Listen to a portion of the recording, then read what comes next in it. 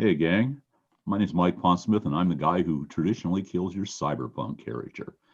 And joining us today, Isolate, Too Tall, Nox, Paladin, and Lucky Galanti. We're missing a couple other people, but these estimable people are known as Team Monster. And we've run Team Monster before. We're missing one of our members right now. He's probably running around with his girlfriend getting in trouble or hacking into somebody's system somewhere and getting in trouble.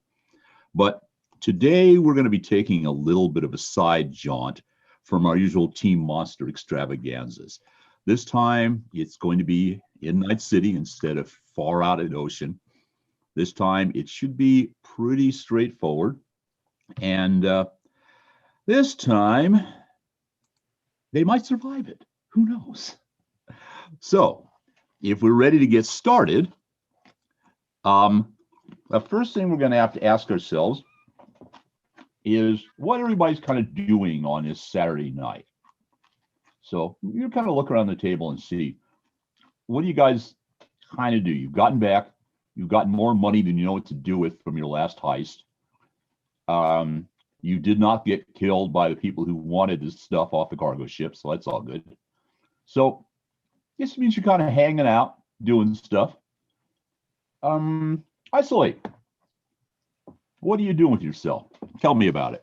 Yeah, I'm taking it easy. I don't particularly have any sort of luxuries that I enjoy, but I am absolutely upgrading whatever gear that I can. You said that we obviously banked quite a bit last session, so I'm doing some upgrades and taking care of some personal business and just laying back, taking it easy, waiting for the next call.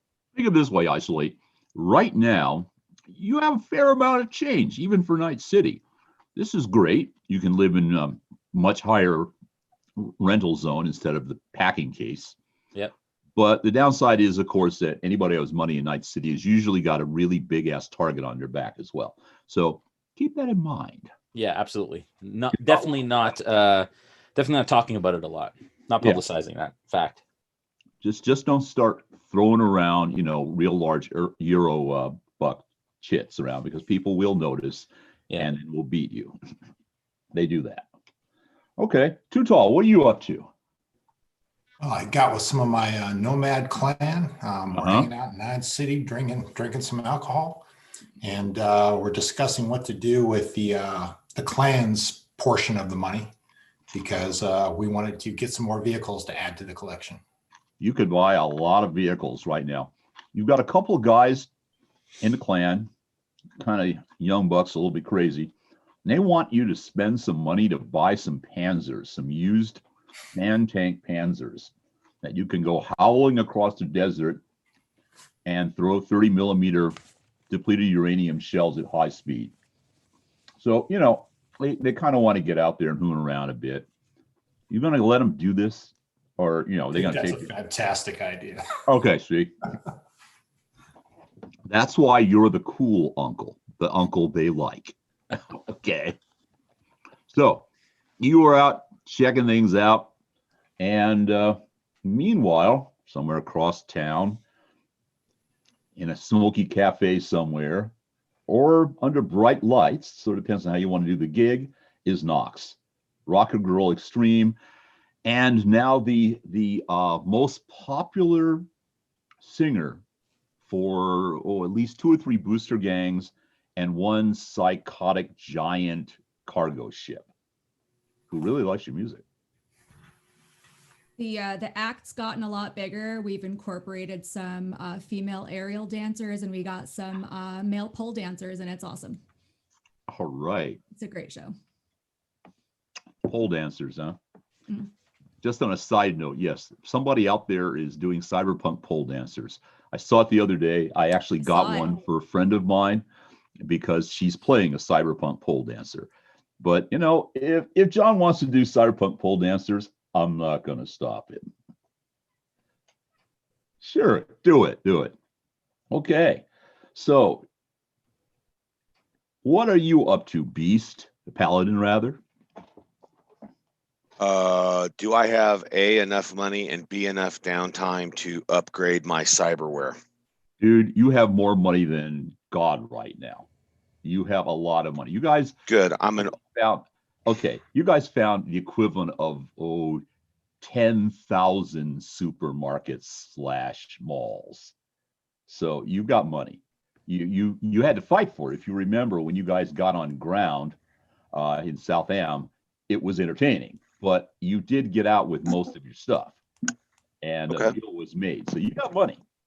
The question is, what Okay. do you want to do with it? I mean, Too Tall's out buying tanks, but Because remember, Paladin's an old man in a young man's game, but he has all the knowledge, know-how, multiple combat vet kind of guy. He just needs a better edge. Well, So he wants cutting edge cyberware. okay, so you're basically getting cyberware lined up so you can become more badass than human. This can be done.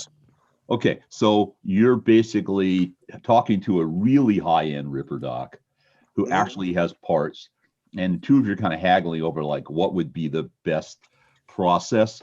They're not even worrying about how much this is going to cost you. They're looking at, do you want to be younger, faster, more invulnerable? Basically, pick your superpower, and he figures he can get it for you. Yes. I want all of the above. I want all. Well, you can just about afford 95% of it. So yeah, you're going to be better looking, faster, stronger, and able. I don't care about better looking. I earned my scars. I'll keep those. He can make you more handsome around the scars. Have you ever wanted to have a left chin, dude? No, I guess not. He's going, but you're so old school. Come on. Yes. We can make you look like a movie actor who's been around the block. What's the permanent blue pill? Yeah. Mr. Stud, all night, every night. She'll never know the difference. Yeah. Oh, which reminds me, yeah, seeing a Mr. Stud ad for the first time in reality cracked me up forever.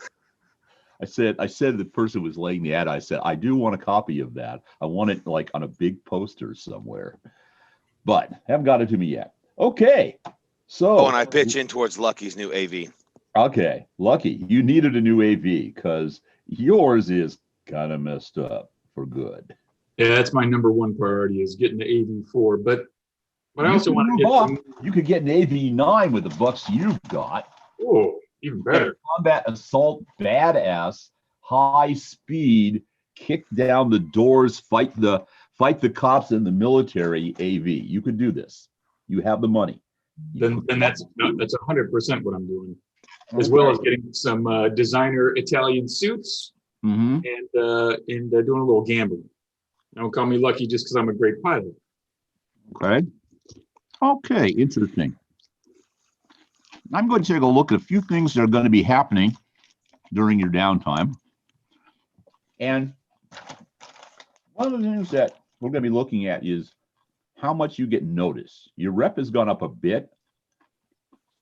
So that's only because you've got a lot of money now.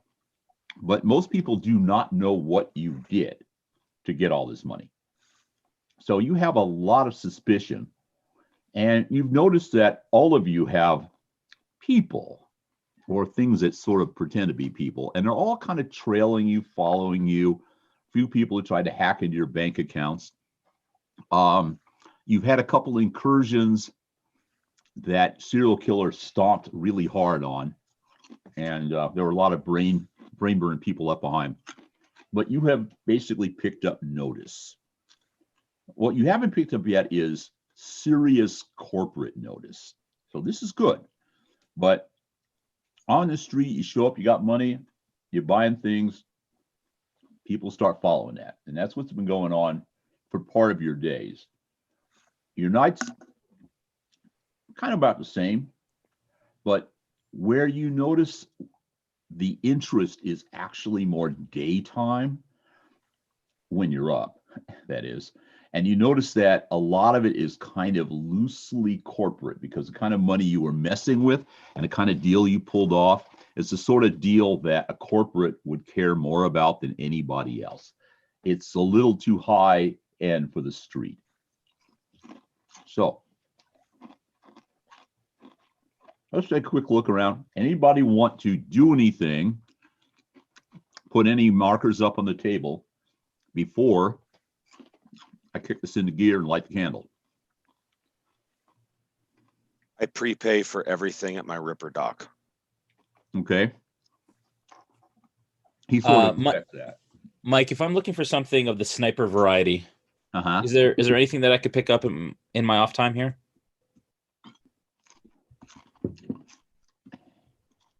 You can pick up a sniper rifle. Yeah. You can actually get a Nitro Express level Chambers 50 cal. I will give you more stats on it as I go pull them out of the big book of death. Sure. Next to me. But the only downside is it's big. You know, it's oh geez. 50 cal is a bit much, maybe. Do we have something smaller? Yeah, and that's something you could actually carry around. People wouldn't notice as much. Oh, okay. 50 cal is going to be, you know, if you want to drop a cyber psycho, that's what you want. Yeah. Something that's, I mean, I'll take the 50 cal too. I'm just thinking about everyday use Well, you know. sniper rifle. But you know the guns we're talking about. You know, we're talking muzzle brakes alone are the size of your head. Yeah. So, you know, We with a say gun like that, they figure you know how to use it, and they probably aren't going to try to take away from you because you know how to use it. Sure. So if you're getting yourself a really badass sniper rifle, okay, that's actually a very good choice. So, Can we say, Mike, that I restocked on my grenades? oh yes, you and your grenades. Let me take a look at something a minute. All right. Hey, What Knox. the options are today in the way of grenades. Hey, Knox, while you're getting grenades, go ahead and get some frag grenades while you're at it. Yeah, you know. frag Well, right grenades, now you have flashbang gas, grenades, you have tear gas grenades. flashbangs, and you do have frag. So let's see. You got enough money. How many grenades do you physically, unless you're, you know, going to be carrying a nice little bag or something? Well, I do carry my guitar case that actually has a monokatana in it, so I'm sure there's some room for other stuff in there. I'm now mentally looking at my Telecaster piece and my katana and seeing how much you can get one katana in there and probably 2 or 3 grenades. They're small. The ones that you're dealing with, the flashbangs will be longer and cylindrical. Okay. The frags are bigger and more baseball size because they have to break open and have the fragmentation stuff. You know, If I can carry, the chunks, everything is fun. if there's 3, can I get one of each? You could carry the frags and the gas in like a bag, purse, handbag. You can get probably 2, maybe 3 frags in a decent size, you know, women's purse. You know, the kind of like the model purse that, you know, has a decent sized bag at the bottom. Cool.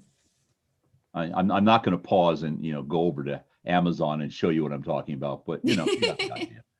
My Yes. wife's got one sitting over there somewhere, and I think she could carry my dog in it. They fit a lot. Yeah, it's amazing what she carries around in there, you know. But as of yet, I have not noticed any grenades. Of course, she wouldn't tell me that. Okay, so you're getting your grenades, and you have 3 flashbangs. You have a couple gas, and you have 3 frags, explosive frags. Nice. Anything I can do to stealth an AB9 would be great. Now, I don't know if that's possible. Yeah, actually. There's a laminate on there or some electronic. You're gonna get a wrap for your AB9. I love it. Yeah, hell yeah. Yeah. Okay. So you can get a wrap for it. It's a light absorber. The wrap basically sucks light, but it doesn't make you invisible. It just means that you don't reflect very much, which is great when you're traveling around in the city because all the reflections from the neon and the buildings, all that just suck right into you. So I'm going to set because there's no way for you to really know, I'm going to set a percentage chance of being spotted, and I will add that into any stealth piloting evasion thing you want to do. Awesome. That's perfect. You don't know exactly what it will do until you get out there. Understood. Okay, so Mike, yeah, when I was having the cargo ship emptied at the end, when the clam came out to help, they were pretty fascinated by the crabs that were running around. And I know we took about a dozen of them to see if we could get them working again and take control of them. Was that possible? Yes, actually. In fact, I actually have miniatures, but I can't show them here, of the crabs. So you, in fact, I think you did them, as a matter of fact. Any rate, yeah, you can get 4 of the crabs, the larger crabs, running. And they're not as fast or as capable as they were when they were under command of the Maurice, the Anne Boleyn. And that's because the Anne Boleyn was dumping AI level processing power into getting them from A to B. So they're not, they're not what they were, but they're pretty good. What you might want to think about is, do you want to set them as stupid remote, i.e. you give them simple things they do, or do you want to set them up with controllers that you can operate within about a mile away from it, kind of like you would a drone now? I think we need to set them up as controllable. Okay, so you're getting 4 drones set up for controllable. Do you want to go ahead, and get some optic modifiers so that you can essentially see through the drone's eyes? Yes, please. Okay. And lasers. Gotta have lasers. No, you only get that if you have sharks. Frickin' sharks, laser beams. They go together. All right, so we got eyes. That works for me. Okay, so you are going to be, let's see. Okay, you took 3 humanity loss on that. Okay. You guys do have your character sheets, right? Yep. Okay. Yeah.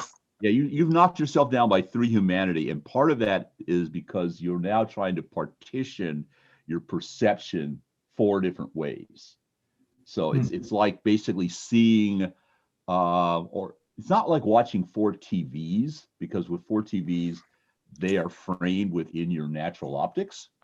This is a lot more like watching 4 movies crammed into your head, dreaming 4 different dreams. And since they are mobile, you had to have modifications done to keep from getting motion sickness and throwing up all over the place, which makes you popular. Hey, let's get too tall. He could charf on us. Nah, let's not. Okay, so Rollvember, Carlos. I don't know if he's there or not. But we have everybody taken care of now. Yeah, that's it. Okay, right. Okay, Carlos. Get ready to cue that sound file. Okay, so you guys are gathered. End of the day, you've decided to go hook up at one of your favorite bars, the one that you were in not too long ago. That since Cyril isn't there, has gotten a lot quieter. His girlfriends are not patrolling the place. And you've got your spot in the booth, you're hanging, and one of your agents chimes, too tall. You're going to throw it out to everybody? Let them Absolutely. Listen. Okay, what do you got? Let's see. You don't need me to run it, or can you run it? I can't run it. Hey, Team Monster. This is Mr. Fix-It. I've got a little job I need to have you guys do for me. There's no money in it. I know. But it's to repay back a really old favor that I laid down several years ago, and, as such, owe you guys a favor. Even better, it'll put you in good with the Night City Police Department. I'll send you the info and the details, but right now I need you to have to go down to this address that I'm downloading to your agents. This will probably get a little dicey, so watch your 6. Appreciate the help. And he ends. So, an address sort of on the edge of the semi-industrial combat zone pops up. It's for a kind of, okay apartment block area. It's not full on combat zone by a long shot, but like low end slum projects level, maybe. So it's not really great. Okay. And you're headed out the door, kind of. Let's go check this. And let's see. I think 1, 2, 3, 4. Isolate. Yeah. You're head out the door, and this guy steps in, and he puts a hand against your chest and firmly but gently pushes you back and says, "Got a moment, friend?" If you do, Really depends who you are. he looks at you and he calmly pulls out a small fold and shows, without making a big thing of it, a badge, Night City PD. Okay. At this point, we're all together. Yeah. You just happen to be the first one out the door. Yeah. Your luck of the random draw. Yeah. And what's as far as the police go, our current sort of relationship with them, do they know who we are? Are they aware of what we can do? Do we know? You probably, as you're looking at the things that were said by Mr. Fixit. Here is what you know about the Night City Police. One, unlike police departments we have now, it is not a really citywide civic unit. It is working to recover from that, but during the war, a lot of cops got shot at or shot or picked sides or got caught in the middle of crossfires. And so as a result, for a while, a citywide police force was obliterated. And in its place, a lot of different smaller, almost rent-a-cop city police forms began to pop up after the war. So, if you had a neighborhood and you were having problems with booster gangs, you could hire some solos, or you could hire a bunch of guys who were both solos, had badges, and were given the authority to go blow things up in the neighborhood, rather than just a bunch of random yabos like you guys. Right. Okay. This has been changing bit by bit, starting with the max tax squads. The max tax did not get wiped out in the war or even post-war in Red. Instead, the max tax squad under the incorruptible Commander Hammerman has gotten to that point where they're incorruptible, they're slightly crazy, and they basically have this plan to reestablish a decent police force in Night City instead of all of these little groups that are constantly fighting between themselves and the corporate cops and the private guys and so forth. So they're not in charge of everything. You know that unlike most of these police forces, one thing besides max tac, which is the equivalent of, really well-armed, in fact, over-armed SWAT team, you also have a detective unit. You actually have investigations, and you have, more of the things you would expect to find in a traditional police department. There's, actual motor officers, some of them driving around in AVs, some of them flying.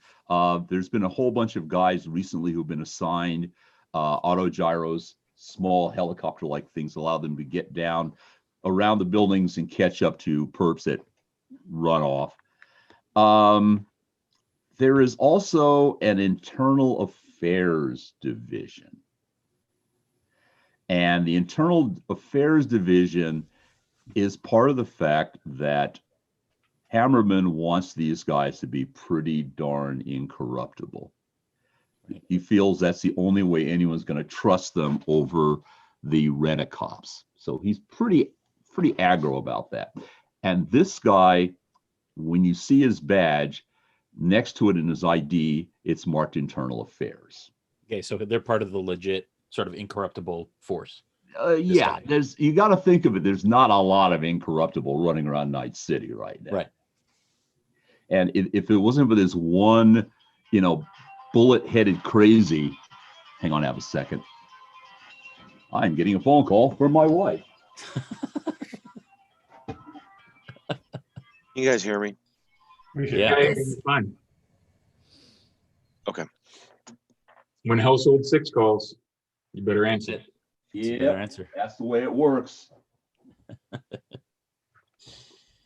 Okay, well, no, I don't think we're doing dinner right now. Okay.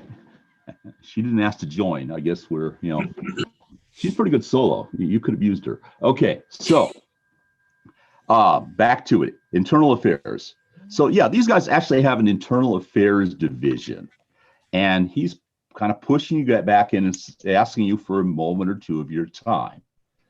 So the rest of you kind of bunch up behind Isolate, and what do you want to do? You want to push past this guy? I mean, no, it's not like he's the cops. Yeah, no, I'll stop. Knowing that he's internal affairs, I'm assuming it's a lot deeper than just trying to rough us up or get anything from us. So yeah, I'll stop and I'll say, if everyone is okay with it, maybe 2 moments, but make it quick. Okay. I don't usually talk to flatfoots, but you want to listen to them, all right. I just kind of give Paladin a side eye, and if he's not ready to pounce on this dude, I'm like, okay. Paladin rolls his eyes. Looks pained for a while. Dude, in my opinion, police or cop cars are just gun shops that deliver. Okay, so particularly in this particular case, everybody's more or less going along with it then? Yeah. Okay. You head back in, and you notice that if you remember the woman who runs the bar, she basically kind of checks your 6, looks at things, and says, "You guys probably want the back room." And she gestures, hits a pad on the bar top, and you hear a very quiet click. And the back room, which is used for fairly private negotiations, opens up. You go in. Unlike the bar where the floors are sticky and it's a bit, battered, here you have a couple low tables. They look like they actually may be planning tables. And for those of you who have military background in the group, you know that they're holographic planning tables, much like we do gaming, where people talk and show information. So this is obviously like a ready and discussion room.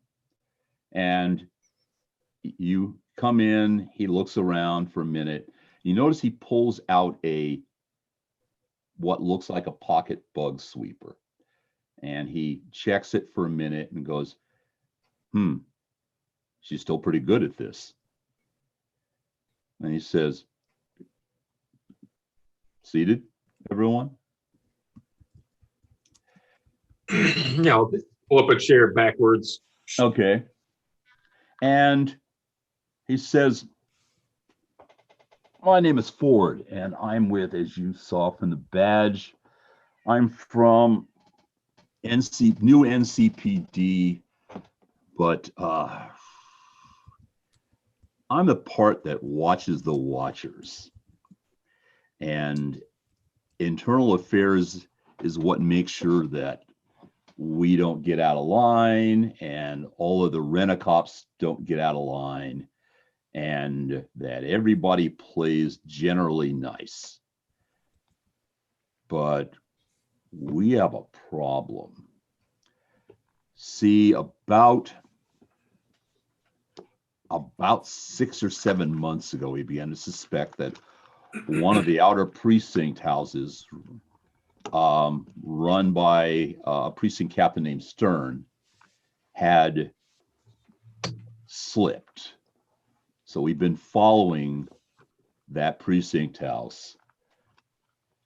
And to say they're on the take would be generous. To say they're bad guys would be closer to it. Who's paying them? He looks kind of pissed and he says, pick a number. Okay. But their head of that precinct house, Stern, he's the one who's the biggest problem, because a cop shop is determined by what his culture is, what people get away with and who lets them get away with it. Normally.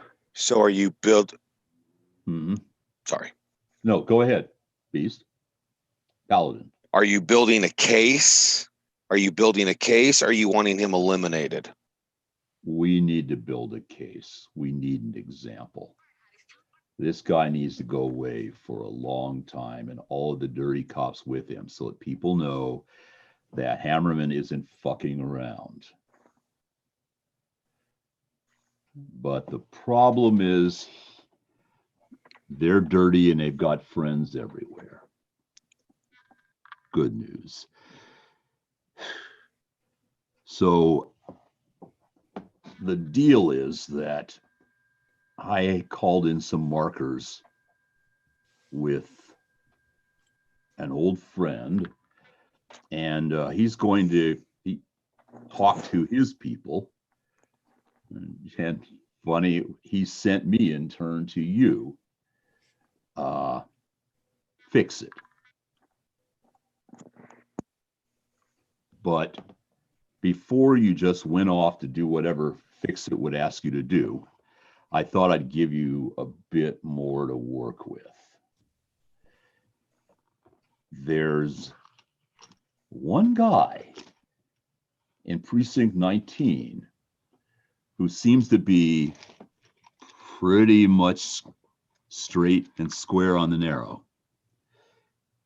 Not because he's necessarily a good guy, but he might be too stupid to know how to do bad stuff. He's the janitor. Nobody ever thinks about the janitor. But as it turns out, we think the janitor has seen a lot of stuff. And we also think he probably wouldn't have come forward, but if he does, we're also pretty sure that Stern and his gang will probably off him. And that's where you guys come in. I know that Mr. Fix-It told you about this, but he probably didn't tell you exactly what he just did. Wanted you to protect the guy.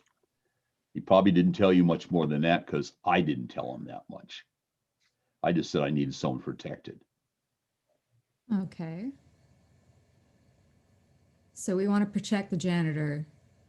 Yeah. Off by Stern, but at the same time, janitor would know Stern's, I guess, dealings as of late. He's been the janitor there for, well, at least shortly after the war. So he's been there at least 10, 15 years. And he knows that department probably better than anybody. He knows that precinct and what's going on. And normally, I just let Fix It set things up, but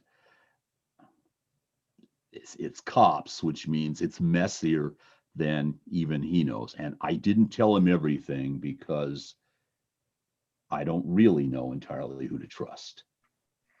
But we want this guy. We want him bad. And that means we've got to keep that witness alive.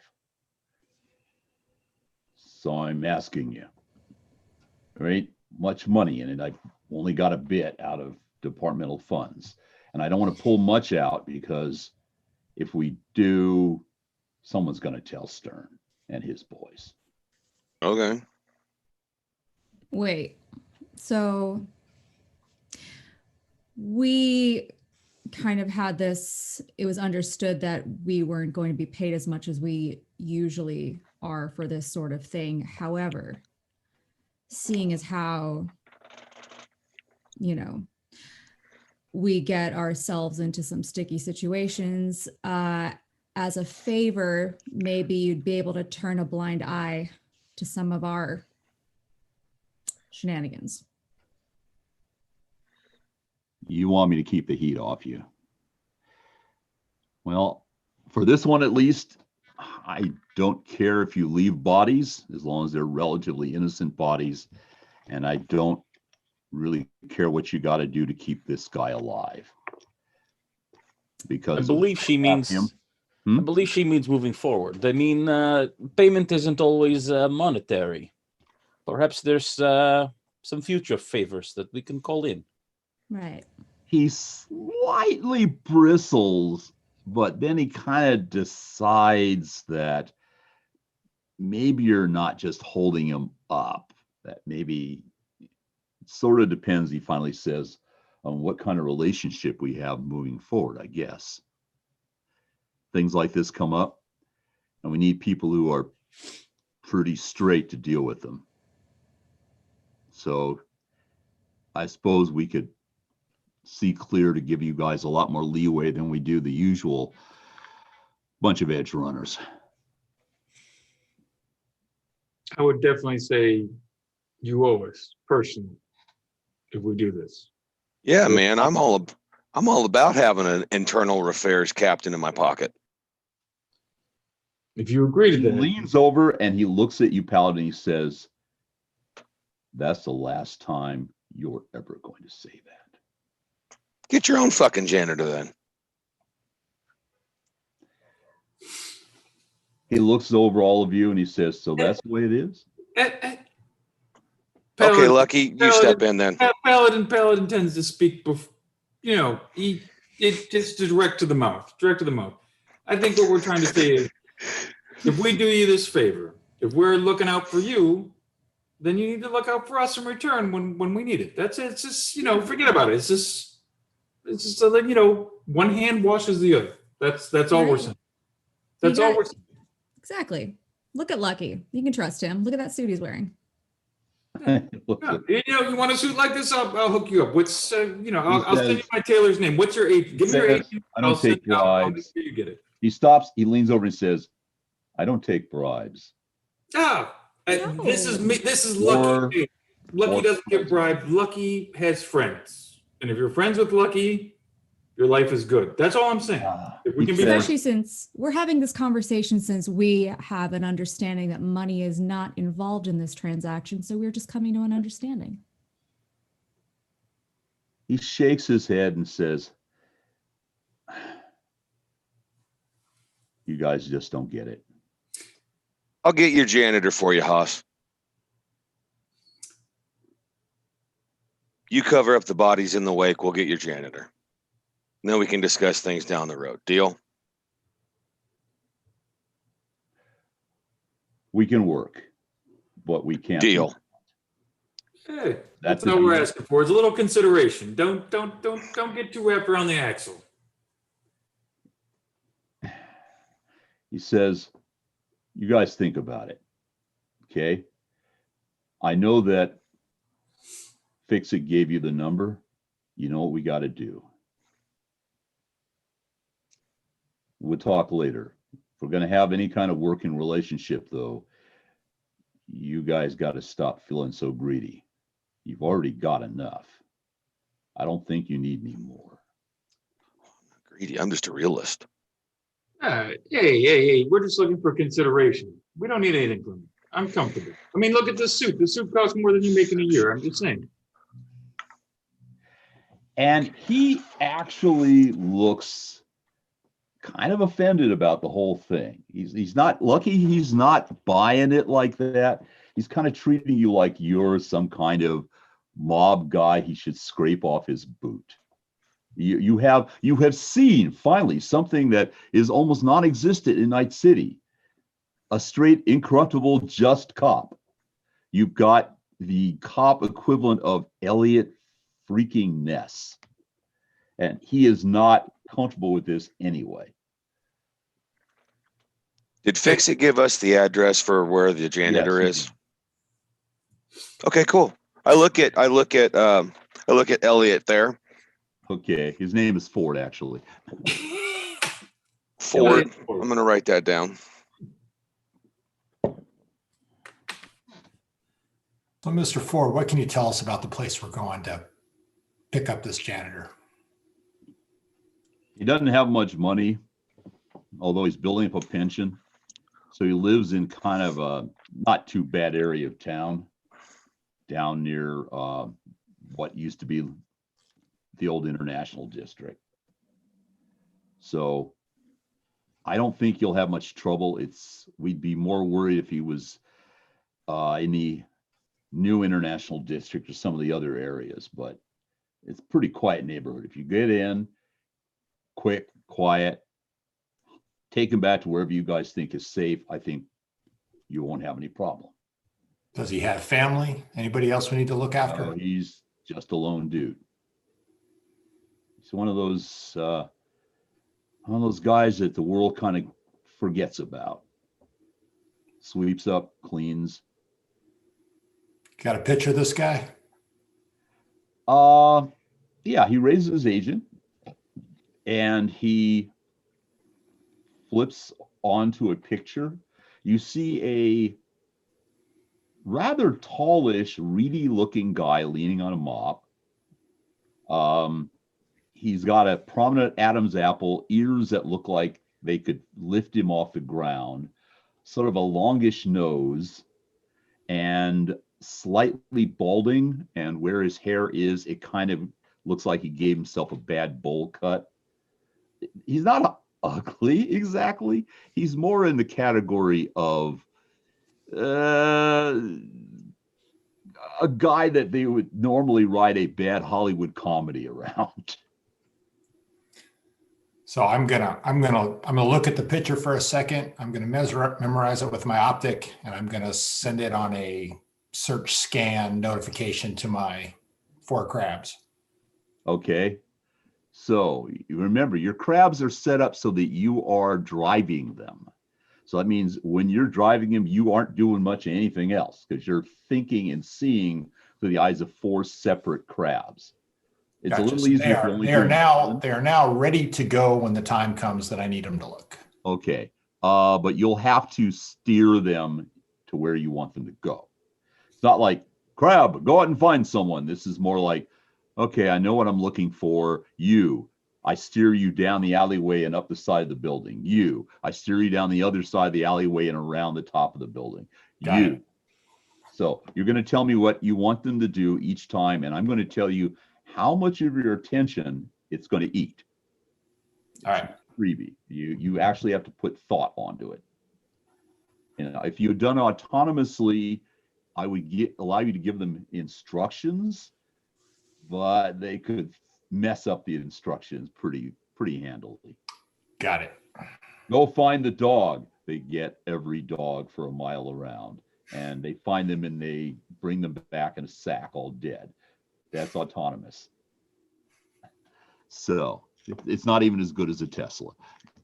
Okay, so he nods curtly and he steps out of the room and goes out of the bar rapidly and quietly. And basically, do you follow him or do you stay in the room for a few minutes and go, who was that idiot? I don't need to follow him. No. You don't? No. Okay, cool. So yeah, he goes out and basically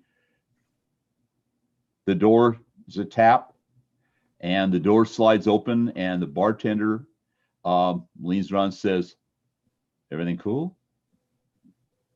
I hand her I some give her credit. 200. We're good.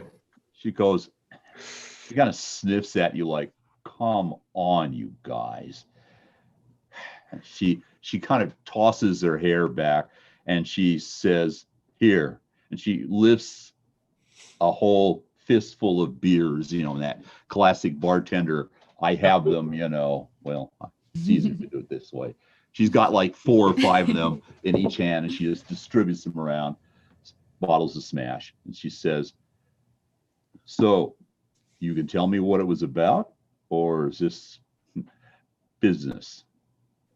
It's Business. business. I think the less. Well, be careful. He's a cop. Mm-hmm. I don't know. It's Yeah, a you nice just city. wanted us to look out for somebody, and that's it. It's pretty straightforward. Well, enjoy the beers. It's all yours. And good luck on the job. And she starts out. And what do you guys do following this? Are we now alone in the room, Mike? You're now alone in the room. Okay. And it's been I rolled no bugs. rolled a 15 tactics, Mike. Yeah. Lucky, did you get a new AV? Yeah, I got a new AV. I got a nice one.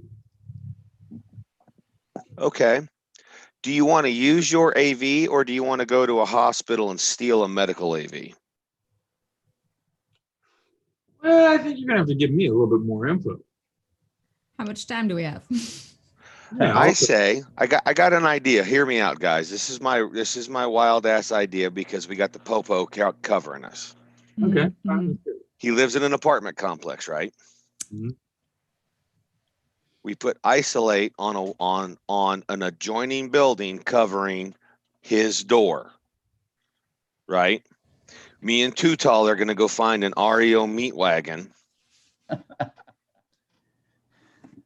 We're gonna buy some jackets and a body bag from REO Meat Wagon. That way we look like REO Meat Wagon technicians. Okay. Yeah. Isolate's gonna cover us. You and Knox, Lucky, are gonna land in the parking lot, and we're gonna carry a body out of the apartment and load him into a medevac AV, and then we're going to exfil in medevac AV. Under the distraction of another apartment complex raging inferno. Oh, are we starting that one too? This is why I you am, want to get yes. clear with the cops. You should have talked to the fire department too, you know? In this case, I think it's better that we borrow an AV for this purpose. Yeah. That's we why don't want I anybody- asked. They've We read don't your want anybody plates. tracking your Lucky's IFF. plates. They don't have plates. They have IFFs. All AVs have IFFs of some sort. You're going to have to spend a chunk of money to get So your do you IFF. and Knox want to go do your magic and borrow a medevac AV while me and Too Tall go find an REO meat wagon? I think Lucky and I can go borrow some equipment. You want clothes, or what do you want them to get? Just the meat wagon. Just the AV, because the pilots never get out. It's just the techs that get in. Yeah, I kind of like the idea that, Knox leans up and says, I've always liked a man in a medical uniform. Flight suit. Can't resist a man in uniform.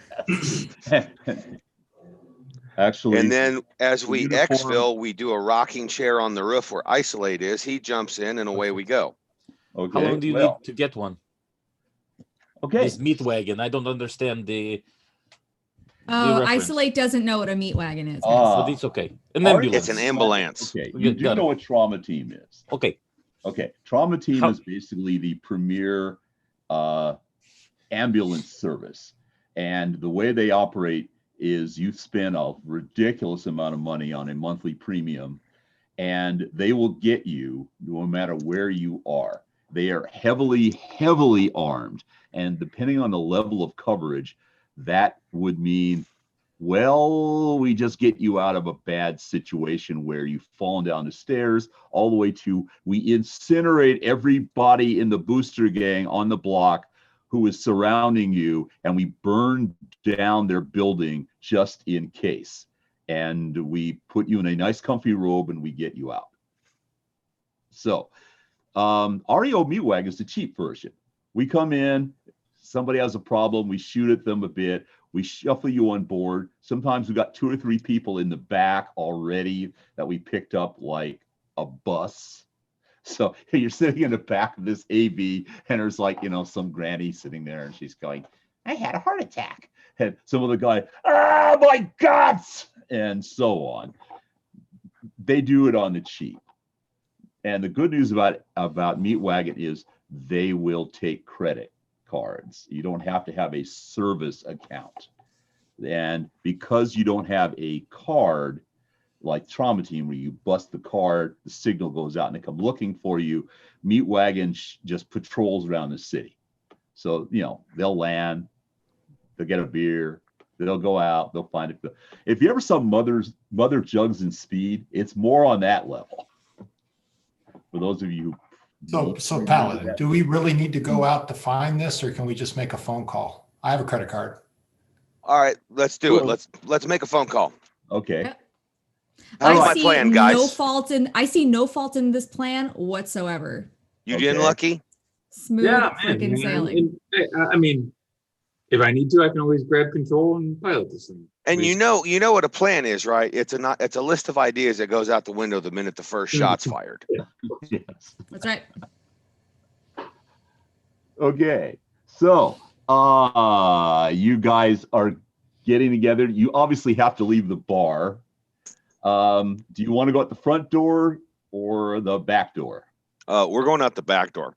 Okay. Or So I you am. guys quietly get up, leave, go out the back door. Okay. How far is the location that we're heading to, Mike, to find the janitor? It's about 20 minutes away by city streets. Paladin, perhaps I had ahead of time to scope out the area and take a look. Yeah. Okay. You're starting out and around. Yeah, just make sure you tell us which building you're on so we don't torch that one. Yeah, let's not torch the wrong building. Let's not do that. Yeah. So you guys are headed around and you hear gunfire and what sounds like You might not have to make a phone call. explosion or something. And basically the door you guys have just left opens up and Marianne sticks her head out and says, if I were you, I'd run. If Marianne's saying that, I'm listening. Yeah, Marianne is the bartender. Okay. Yeah. And Marianne says, if I were you, I'd run. We were never here. Yeah, Right. I absolutely listen 100%. Your little friend with the badge. Yeah, he just got gunned down by about 4 or 5 people from different directions. Oh man, he owes us favors though. Well, he's not giving anybody any favors now, but if you're really fast and aggressive, you can probably part him out and get that kid that you wanted. All right. I knew this was a bad idea. That's a reason to call. Okay. Hey, we got a cop down. Man down. Okay. She slams the door and says, move. And you notice that she's carrying a rather battered looking, obviously she's had it for a while, AK-47, which has got a bunch of stuff bolted to the rails. And, you can tell from what you guys know, Marianne actually at one point was serving the war in Southam. So she's been around. So, and Doc, her husband, basically, they met in combat many years ago. And she goes back inside, but if Marianne pulls out the AK, you've got a pretty good bet that shit's going down. So you guys are now in an alleyway that goes off into T intersection. Remember the street that I mentioned earlier, Carlos? Let's bring that up now. The street that currently has all the markers on it.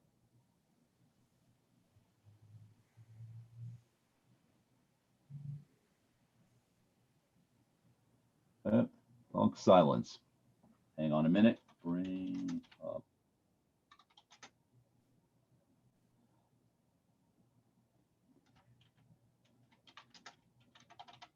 Okay, so we got it. Yeah, the street scene, Mike. Street scene. Yep. Okay. So, can you guys see the street? Yep. Yeah. You're in an alleyway, basically. Okay. You see the yellow lights going down the stairs way over in, can you see my cursor? Cursor? No, I don't. I'm going to move one of the figures over to there. All right. Oh, okay. Yes, I do. Okay. Yeah. So you guys right now are barreling out of, yep, there we go. You guys are barreling out. That was the back door, okay, of the Hope. And beyond that, you have a ramshackle bunch of pallets, a couple bums sleeping, you know, the usual sort of thing. And the alleyway goes out. And if you continue going up to the top, that will lead out to the main street. All right.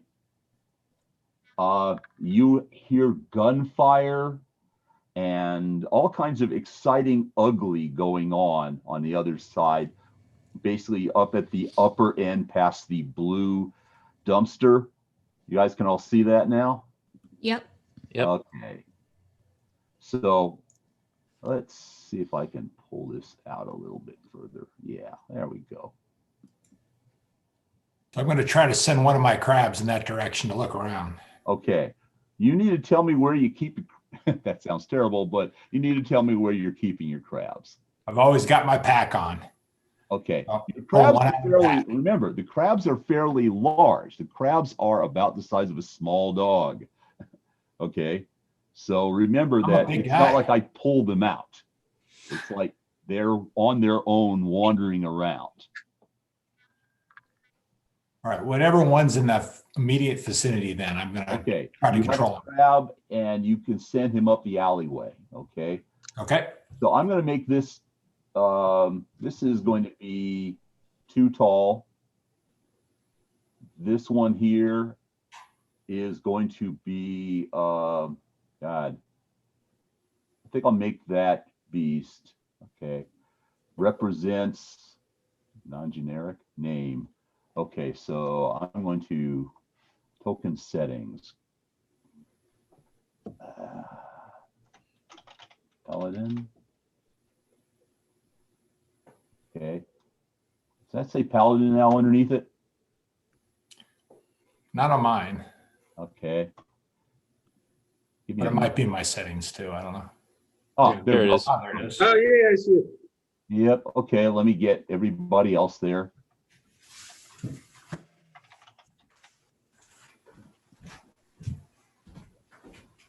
Okay.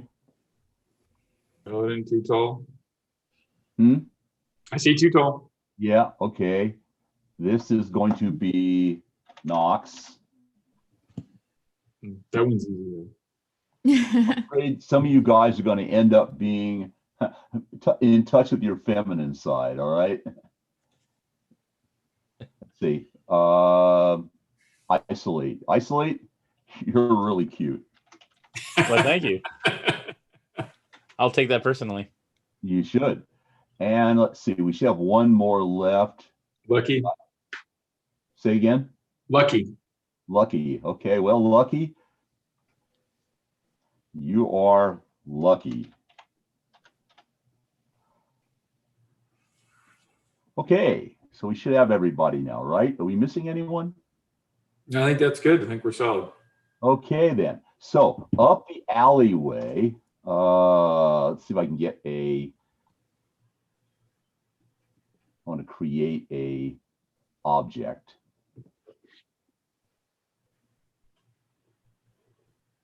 Huh. Okay, can't pull an object up in this. Okay, so marching order. Who's going down where? What's happening here? Too tall, you leading, Paladin, Isolate, Knox, Lucky? Want to take point, Paladin? You're mute. I think you're muted, Paladin. Throwing my helmet on Okay, as I'm running up. I'll take point. That's what I do. okay.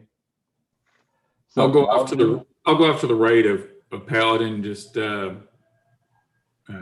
kind of Paladin, about how far five meters are you off. going? You want to go to the far side of the alleyway, or do you want to go further up?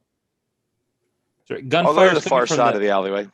Gunfire's coming from the top. Is that right?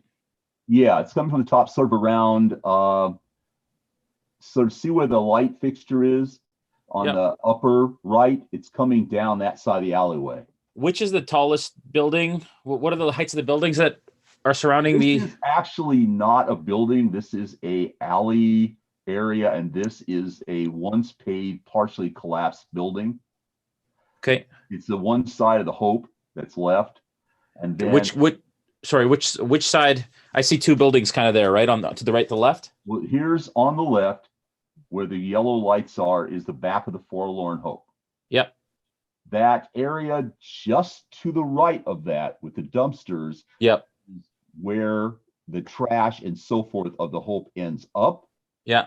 And there's wrecked mattresses, there's dumpsters, and it once was a building. You can see Right. parts of it still there in the Right. tile, but it collapsed a long time ago. Now they just use it as kind of like a back lot. Right. Do I see a way to get up to the roof of the Forlorn Hope? Yeah, you can start climbing. You can see right above the right above where the lights are. You could climb up there. Okay, Also, I'm gonna get up on the across building from to the get up. Hope- Across in the Hope, where you see the microwave tower beacon, Yep. that is the top of a 3-story building that overlooks the Hope. And the Hope is just a 2-story or 1-story? The Hope is 2-story. I'm gonna go to the 3-story building. Okay. Once So- Paladin's kind of covering that alley, I'm gonna scoot across in the back and climb up the back side of that Is this building. Lucky or isolate? Sorry, Is this lucky or isolate? it's isolate. Okay, isolate. So you're headed over here. Yep. Okay. Groovy. I'll move my my icon here, Mike. I want to end up Okay. kind of in this area, looking down, Okay. and I'll draw a little arrow here up that way. Okay, cool. All right then, Too Tall, what are you doing? I have You have moved a over to fence here and sort of I'm, right. Okay, you have a fence right there, but you can easily jump it. You can make that. So you going can I see over this? over the fence? I'm Yeah, looking for cover. yeah. You've got sort of a fence and a light area up above here, so there is some cover. Not a lot, but some. So I'm going to move over in that direction. Okay, I'm going to break out my little friend just in case. okay, Hard to see. Oh yeah, nice. okay, Can't really see it, but it's awesome. okay. It's cute. It disappears it's your because it's little friend. green. I Looks assume like- it's your little friend from back when you made the action figure of yourself, right? It looks like an 82 millimeter rocket to me. Yeah, like that thing Yes. there, kind of. It's a casual I'd like rocket to launcher. point out that I'm feeling a little twitchy the fact that you just raised that and put it in my direction. But okay, Lucky, what are you doing? Yeah, I think that I'm going to look to go over here. It looks like there's a little bit of cover, and Okay. then orient my assault rifle up, to the front and left. of my Okay. position, looking for cover. Okay, Isolate, did you actually climb up onto the roof? Yeah. Have I had the time to do that already? You're doing that right now. Okay. So let me know when I'm up there. Knox, oh beautiful one. Where are you? I'm going to head in that direction. I'm going to stay street level, but I'm going to be on the other side and not in the, not under street lights Okay. So there and you are. heading in that direction. Okay, then. Anybody want to actually go to the alley and find out what's going on? I'm gonna peek around and Paladin, you know- you're gonna have to go further up alley to see. Okay. I'll go further up alley and then I'm gonna slice the pie and I'm gonna look down the alley and see what's actually going on. Okay. So you're moving up there, right? Yes. Okay. And basically the alleyway would curve around. There'd be the ends of the buildings there. And you see basically a sort of unmarked but government looking kind of car. If you remember Blade Runner, there was that kind of orangey subcompact like thing that Deckard used to drive. Yeah. Kind of like the Toyota of the future. Mhm. There's a Toyota of the future. It's on its side. It's burning, and it has government plates. It's obvious this guy got waylaid, and his body is slumped backwards. He's got a gun in his limp hand, fairly heavy handgun, and it looks like they just put rounds right through the car. That's what you're seeing. There's a slight, the car is not. How many of them are there? You don't see anybody. They nailed him. He shot back. They totally wiped him. His car is beginning to light, but Choo-Choo doesn't burn quite as fast. So, it hasn't really wiped things out yet. Okay. Okay. Would we be able to see if his agent is still around where he was headed? You mean track his agent? Yeah. No, Or where, like, you there actually would need someone like serial killer to do that. That would be a hack serial killer could actually do. But alas. your boyfriend is not there. Alas. Lucky. It's the first time you've ever found yourself missing him, ever. The Cover me. first time I'll cover your color. I got you. Okay. I'm going to run forward, Mike, and try to pull his body out of the car. Okay, so since I've run out of map here, I'm going to assume you're there. No one is shooting at you, but you do see and a bunch of police vehicles come around the corner, lights blaring. You notice they're from 3 different police groups, and one of them is in the black and blue markings of the NCPD. That's the one that's dropping down in an AV4. And What's the basically precinct number? Huh? The precinct What's the number? precinct number? Gee, 16. Oh, that's okay. That's good. Yeah. I just try to get him out of the car. You're trying to pull him out. You can pull him out. He's dead. Very dead. Okay, that's fine. And I pull him away from the burning, smoking Hulk. Okay. About that point, cop cars line up, creating a barrier line on either side of the street. Yeah, It's I'm an interesting situation. throwing smoke to cover him because I don't think I can put down enough fire to protect him. So I'm just putting. And smoke then I DD Mal back down the alleyway, Mike. Okay, well, are you going to take him with? No, I leave him there. I wanted him out of the car so he didn't explode. Okay, well, you've got him out. He appears to be quite dead. And what you've got is 2 different groups of cops, like 40 feet apart on the street. It's like one group came from one way and one group came from the other. And they're, like, here's the red and blue guys, and here's the black and white guys. And then dropping in is the black and blue from the top, precinct 16, an AV4, Night City PD. Okay. Mike, I want to head to the corner of the building there. Okay. And I know that Paladin is backing off, but I just want to Okay. watch what's happening. Stealth over to the corner of the building. You can see the entire street. Yeah. And you have a better sense of what went down. He got his car, started to drive away, and somebody opened up what looks like a fairly high caliber automatic weapon, maybe from 2 different directions. You can't tell because you can't see the other side of the car. It's on its side. But you figure that they were able to nail him through the car doors, but he was still alive enough to climb out through the window and return fire. But then somebody fired or used a grenade to blow the car up onto its side. And that's probably the concussion that killed him. Okay. I communicate all that to the group over comms. Okay. And then what is the current kind of demeanor between these 2 groups of cops? Like, is it a bit of a standoff? Yeah, it's not friendly. and it's 3 groups of cops. None of them like each other. Right. Hey, did everybody get out of that AV isolate? I take out my sniper rifle. I want to get close view on the AV. The AV is a Night City PD AV, combat rated. It means it has armor that maybe your sniper rifle could get through if you worked hard at it or pick the right targets. Yeah. No one is getting out yet. It is hovering. It's hovering. Yeah, to kind of get a picture of it, there's that scene where the AV is like hovering above in the rain. Yeah. Hovering above Deckard. It says, "What are you doing here?" You know, working. Yeah, well, good luck.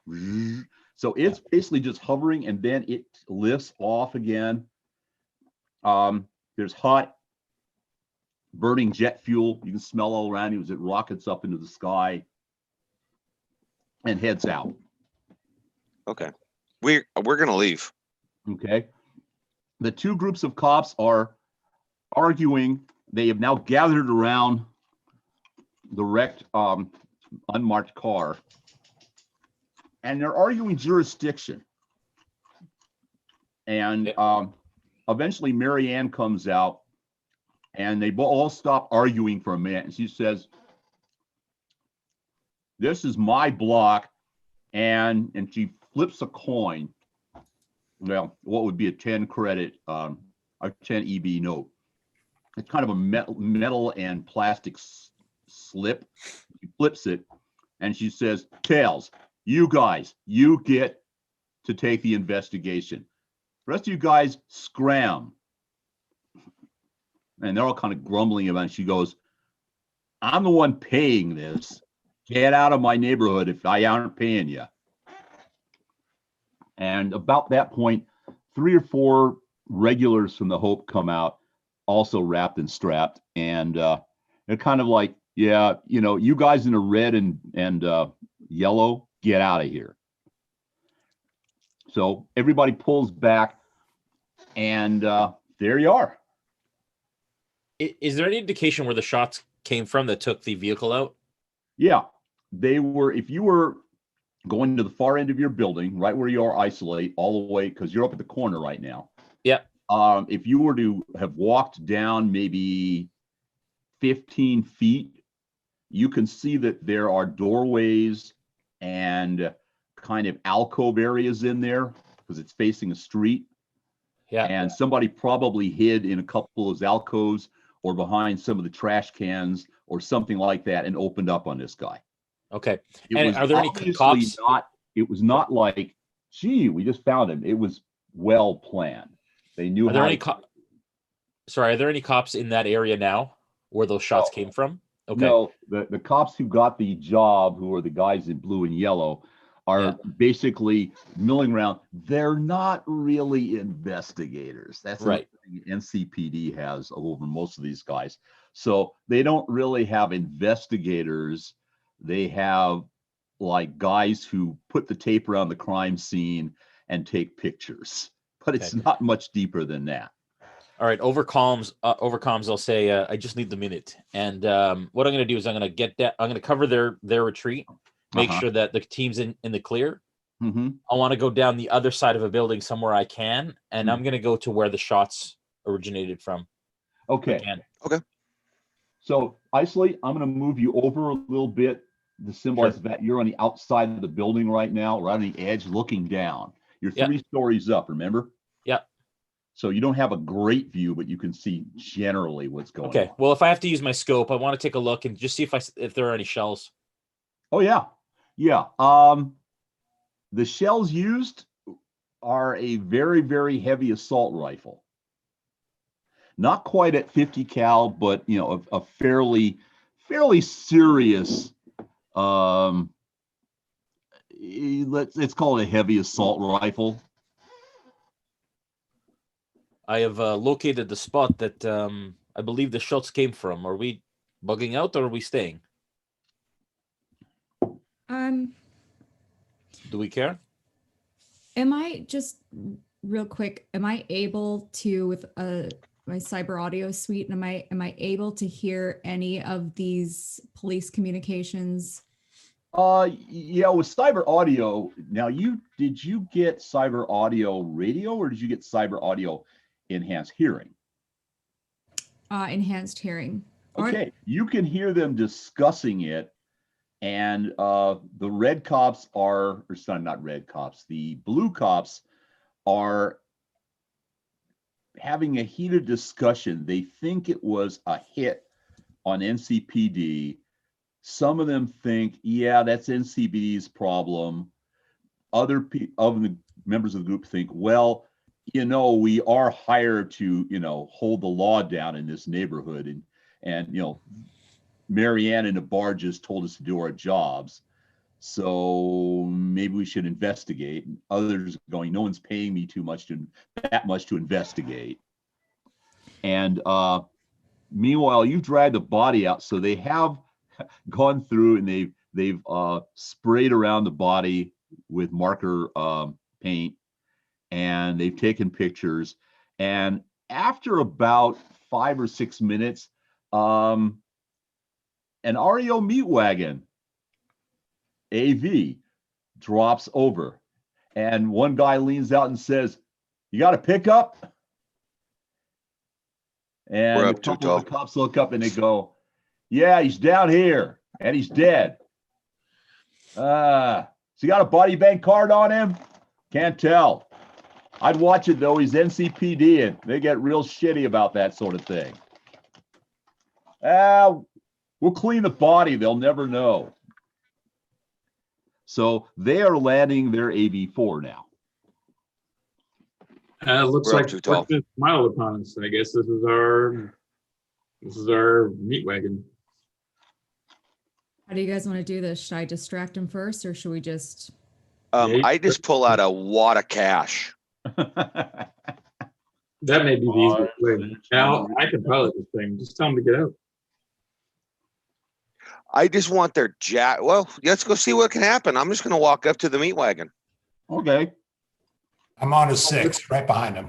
I'm providing cover. The wagon is leaning out of the window. The second driver, who's also the gunner, is such. They do not have the really cool,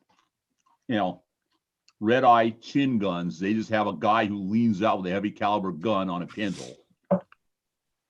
And this is not an Apache.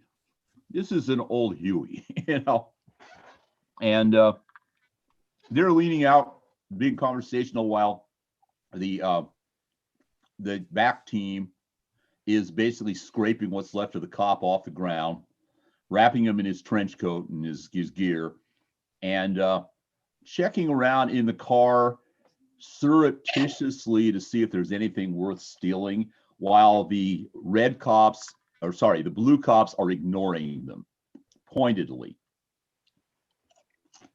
You see from where you are, Isolate, that money is exchanging hands. Okay.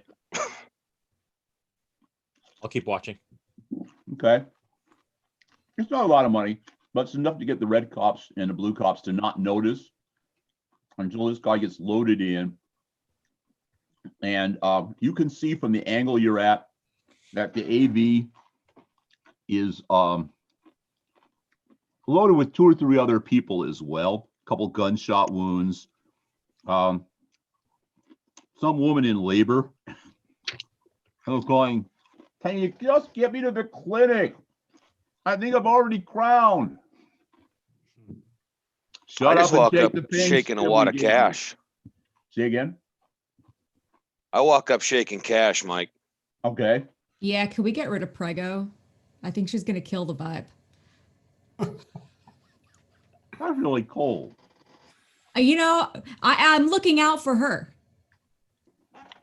Well, Can we just give her money for like a taxi or something? I do have paramedic still, and so can I make There I am. My water's broke. I'm standing in the middle of a slightly crappy wrecked street, and somebody hands me Uber fare and says, "Good luck with that." Yeah. You don't want to be around. We're quasi good guys. We never said we were nice guys. You never said you were guys at all. All right, give me the money. So I walk up to the pilot. Argues because she's paid to get her ride to the hospital. How much did you pay? How much did you pay? She paid €40.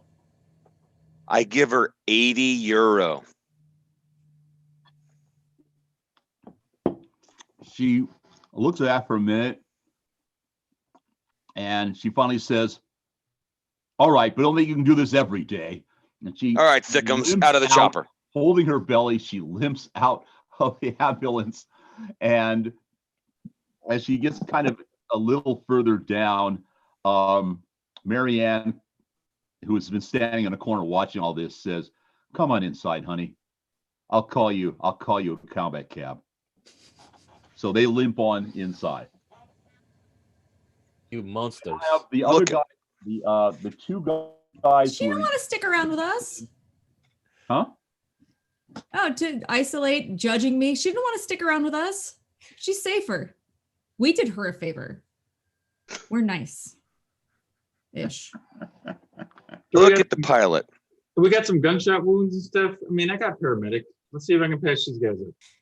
Okay, so you're working on that, and the guys in the back who are, at best battlefield paramedics, they can basically shoot sponges into holes, sort of level. They're basically going, "Hey, look at the doctor." And they're making like kind of rude comments. One's calling you Dr. Kildare, you dare to kill. Will one of their jackets fit too tall? Nothing fits too tall, but if you wear it hunched over, they won't notice. Do they have a Okay. hat? Hey, Mike, do I think that I could get to the target building before they get kind of ready and go? If I hop a cab or something? Well, let's see. This is who's talking at this point? I don't have the That's thing. isolate. Isolate. Okay, isolate. Yeah, you could probably. Oddly enough, the pregnant lady's Uber will be going by where you have to go. Get that isolate. Get in the Uber with Thickums. Yeah. I hurry up off the building and try to share that Hey, cab. no, I will help you with your breathing. Yes. Yeah. Breathe. I tell her I will hold her hand. Breathe. You and Thickums. I say those guys are assholes. I help you. Okay. You just got, she says, "Why couldn't you been the baby daddy?" God dang. Okay, so you are now That headed off to the escalated quickly. hospital, and you'll get her to the hospital, and you'll realize that you're within about 4 blocks of where you have to be. Okay. I'll get out at the hospital. Okay. And I'm assuming the cab couldn't drop me on the roof, could it? Is it just a regular? No, these are ground cars. ground car? Okay. AVs are rare. You don't. Okay, see, so I'll helicopters would be in our time. Yeah. Once I'm in the area, I want to make my way to the building and fight to basically the best building that I can imagine would give me a good view of the building in question. You used best to describe these buildings. Good luck with that. Yeah, there's a building that's about 4 stories up. You can take the fire escape, such as it is. There is a percentage chance that if you do not make the right rolls, you might fall through. Okay.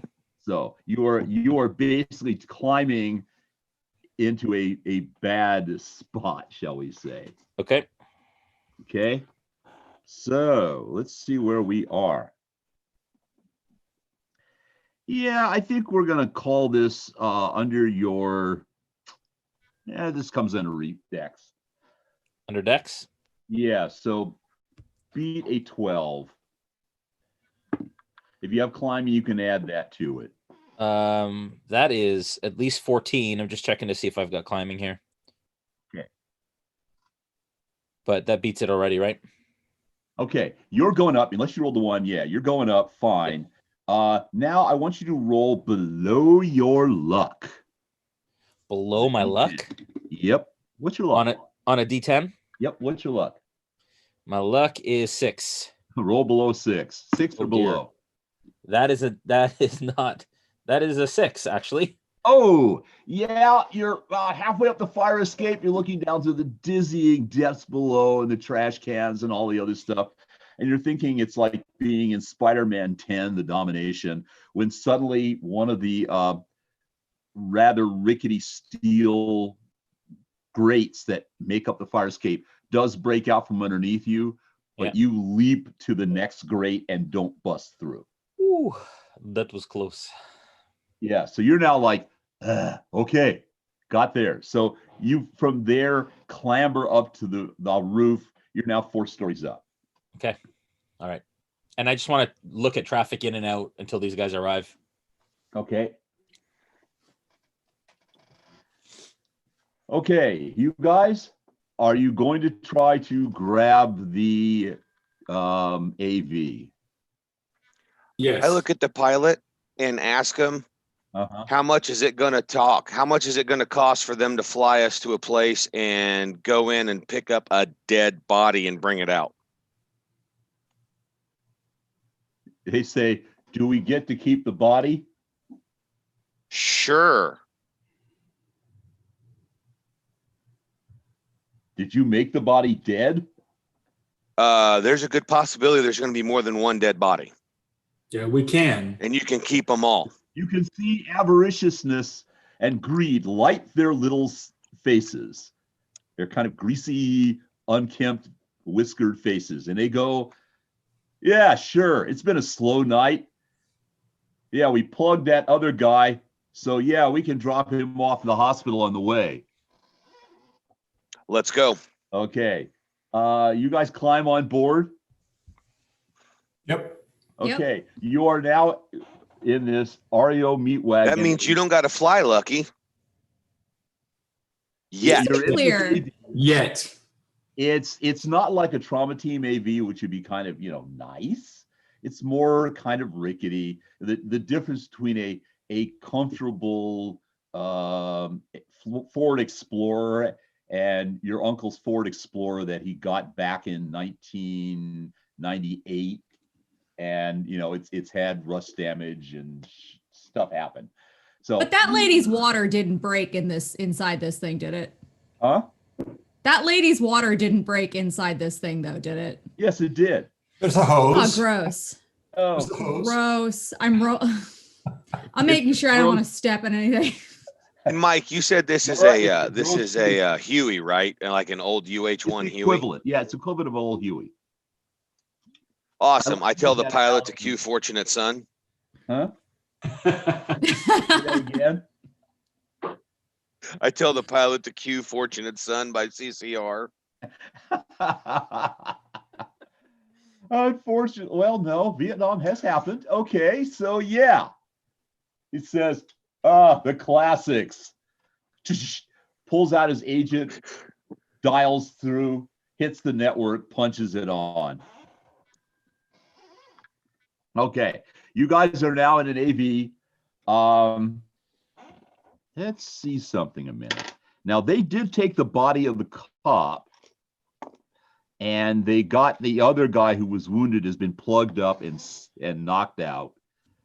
So you now have basically the dead cop, the wounded unconscious guy, and you're flying towards the general hospital and area where this guy lives. Okay? And let's see if you guys all make awareness checks. That's going to be your int and your awareness plus a 1d10 roll. Is that me too, Mike, on the building or not? No, you're not in that situation quite yet. Okay. So you're going to beat a 16.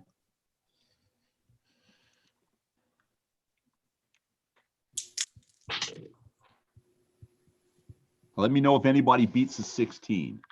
17. Where is aware? I'm looking for I don't see awareness. awareness. Is awareness a skill, Mike? Awareness should have been a skill. Do you guys have the old sheets? What do you have in way of sheets? I think so. Yeah, we might Yeah. have I to. think we have the old sheets, Mike. Okay, well, I've got the new have a sheet. Second. Give me half a second, and I will tell you where you are awareness. Tutel has the new sheet. You're in. Complain. Let me just pull it out. No, you don't get a remote detonator. I'm sorry. Okay. Oh, that's a really nice gun. You should have gotten that. I just want to check something here. Okay, so we got a nomad traveling. Yep, that's me. Okay. Let me flip this a minute.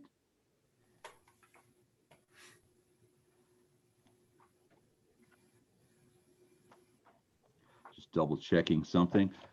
Okay, all of you have awarenesses of 2, except for the solos. Anybody a solo? I am. So's isolate. Yeah, but I'm not there.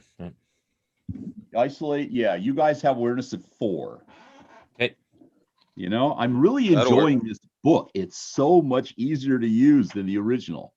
I can just go over and say, Okay. hey, what page is that on? Quick plug. Yes.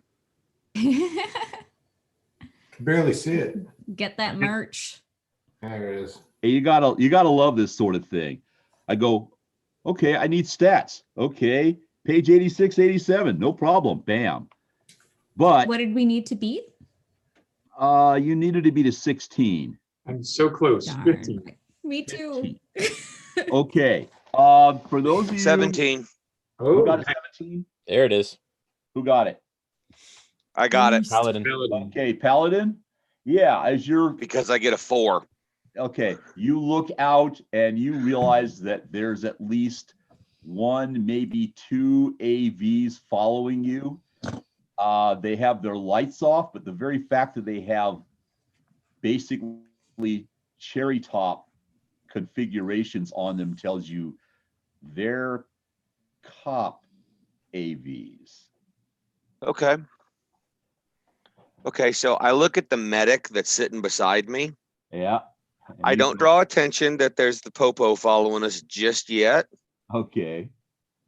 And I ask, what do you guys get paid for a dead body? And this is coming. He goes, it depends on how badly the parts are messed up. We don't get The as one much on the as we floor used right to now. because they're cloning body parts now. But yeah, you know, like the one on the bottom, well, he's pretty riddled up. We might be able to save his lungs. So Another what's guy, that worth? when they kick it around, they decide they could probably get €50 for what's left of the guy. €50. So the cop you just picked up is worth €50. Well, as far as we care, it doesn't matter if he's a cop. He's a dead body to us. Parts is parts. Okay, dude, when we get to the hospital to drop off the still living GSW, you're going to kick his ass off and we're going to give you guys €75 for that body just to get rid of him. Understand? So wait, you want to give me 75 for not cashing him in? Yeah. And the other guy says, you know, we do that. We don't have to go to the body bank.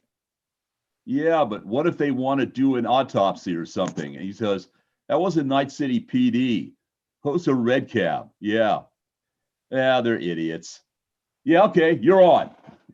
Okay, cool. Get to the hospital and let's dump the bodies. Okay, which bodies are we dumping? The cop or the Well, at the hospital, you're going to dump the live one and then it can Okay. take the cop to the That's morgue. what I want to know. It helps to specify. These guys would pitch for €75. They'd pitch the cop out from 20,000 feet. I know, because we already got rid of Thickums. Oh yeah. Okay. So, oh God. Okay. So, by the way, you have a lovely time, Isolate. She talks to you. You know, you drive up there. You know, and she's telling you what she's going to name the baby. She's going to name it Isolate. No, Yeah. that would be scary. Isolate's gonna throw a baby shower. Oh yeah, Isolate. Nice guy. You gonna Is be the baby born on the your way to baby drop me mama off in the now. building? She's your baby mama now. You don't want to be in that afterbirth, buddy. Ew. Oh dear. Oh, God.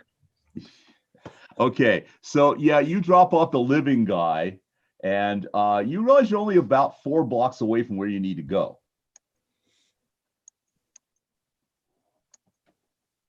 Silence, confusion. What's up? No, we still need the AV, so we just got to offload. Yeah. Yeah. So you offload the one guy. Okay.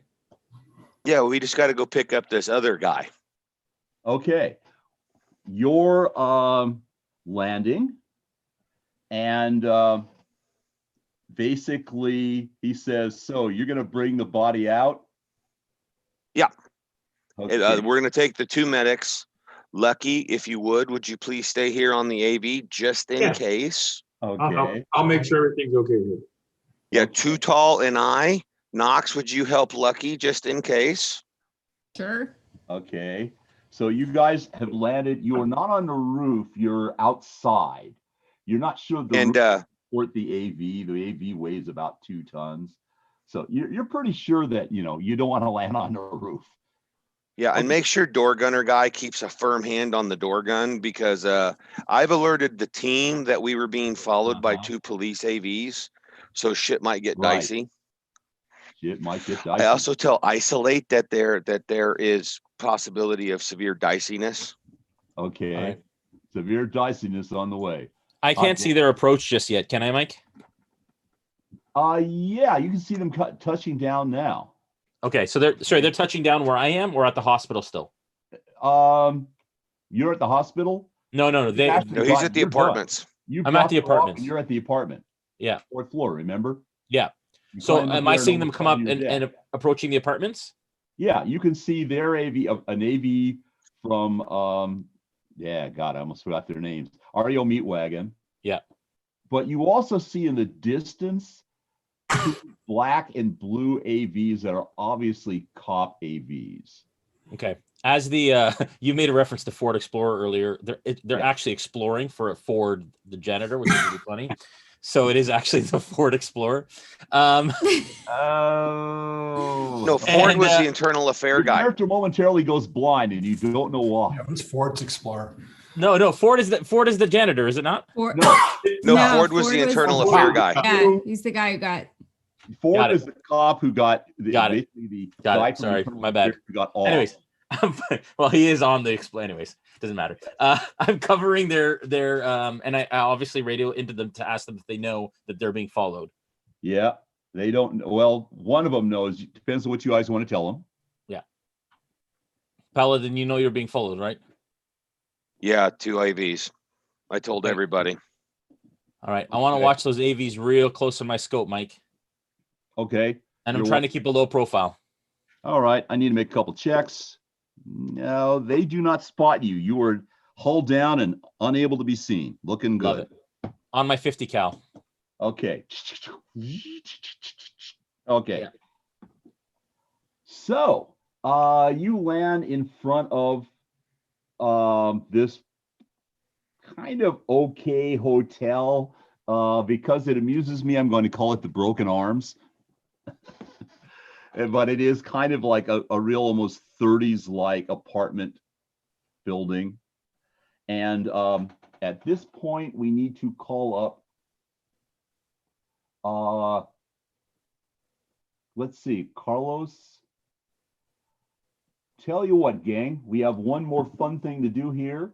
And I just like to point out that we have had a hit on the first $100 goal, which means that I will be unlocking one useful thing that the players wish they had known before they'd gotten themselves into this situation. So stay tuned. And meanwhile, we're going to take a very short break. Everybody can run off to the bathroom or reload or whatever the heck they want to do. Cool. And we'll be back in about 5 minutes. Sound good? Perfect. That's Perfect. good. Okay. All right, this is Mike, and we're back again. When we last left our intrepid heroes or anti-heroes, they were dropping down in front of the Broken Arms, a rather rat-tatty looking apartment building. And they had talked a group of guys from the infamous REO Meat Wagon Ambulance Recovery Service into dropping off the pregnant lady and the gunshot guy and helping them to recover a body for a good price. So let's go find out what's going on as we step back into this game of Cyberpunk RED. So you guys have just landed. it won't take a lot for you to figure out how to break the door. Does anybody have any tech skills? I got a hammer. That'll work. This is not a That's well technical. Yeah, I mean, I do have basic tech if we need it. basic tech could do it. Okay, I got basic tech. I'll Okay. give it a shot. Make a roll, beat a 10. Basic. Yeah, I got like a 19. No, you open it silently and you look over for a moment at Too Tall and you go, put that thing away. Too Tall kind of looks a little embarrassed and puts it back in his coat. Just annoyed. Yeah, Not embarrassed. I was gonna hit something, man. So you come inside and you look at the mailboxes, looking for the name. The name is H. Fisk. And you look second floor up, H. Fisk. So you have a marching order as you're going up. And Do you want me to hang I'll back take point. or hey, We should all Paladin, go. Paladin, you need me to go forward because without cereal, no one else has any tech skill. Well, we need someone. Yeah, but fly. we definitely. Oh, wait. We have the medics with us, so the REO meat wagon guys aren't going to leave without the medics. So yeah, so let's all Yeah. go. All right. Yeah. So you guys are going. Yeah, we'll all go because they aren't going to leave without their medics. Okay. Plus, they only get their second half of their the payment. map as you guys after. get up into the Broken Arms. Can we see the new map?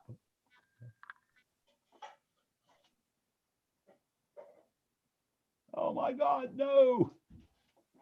Carlos, the Hey, map. we hit the second goal. I think it's up there already. You're talking Yeah. about the the Yeah. apartment, Matt? Yeah, the apartment. Mike? Yeah, the apartment's on the screen. It's up Okay, there. I don't see the apartment on the screen. That's weird.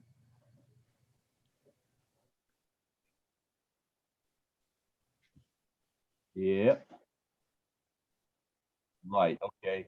There. Okay. Not that one. Yeah, okay, there we are. Just taking a while to get on. Wake up, wake up. And we've also hit our second goal, apparently. Right, which means I'll reveal a couple other things. Yes, allow that. Okay, so you find yourself coming up to an apartment. You're in the hallway. It's the second apartment right there. Isolate, you're forward of that. Actually, Isolate, you are still up Yeah, upstairs. I'm So across gotta the kinda- building. I'm Do gonna I put know? you more over in a corner somewhere for the time being. So marching orders, you go to this apartment. I'm at point, Mike. Okay. Paladin's taking point. Okay, so you come up to the door and let's see, everybody there where they need to be? Yeah. Okay. Mike, quick question. Yes. Do I have over comms as I'm communicating with them? Do I know if the building that I'm on, the window for our target is facing that building?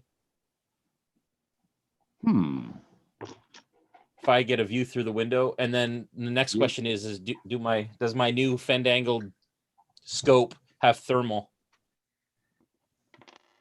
4. Well, as it turns out, of the 6 possible directions, you guys are looking at the opposite directions to each other. So yes, there is a window that basically, if I were looking, just a moment, I'll borrow you there from a Paladin. If I was looking out the window there, which is kind of a large barred window, I would be able to see the middle of Isolate's building that he's on. Okay, so do I have thermal on my scope? Yes. Okay, so I can see them approaching. Yeah. Well, door? it's a little hard because remember, you're going through an entire building. Sure. So you've got a general blurry, but you're not going to see a lot. Do I see any thermal movement in the janitor's apartment? There should be. Actually, can we get a just generic icon for the janitor? Anybody there? Maybe I can use, no, can't use that one. Sure, I'm sure Carlos will throw one in here. I'm working on this. No, no, no, no, no, no.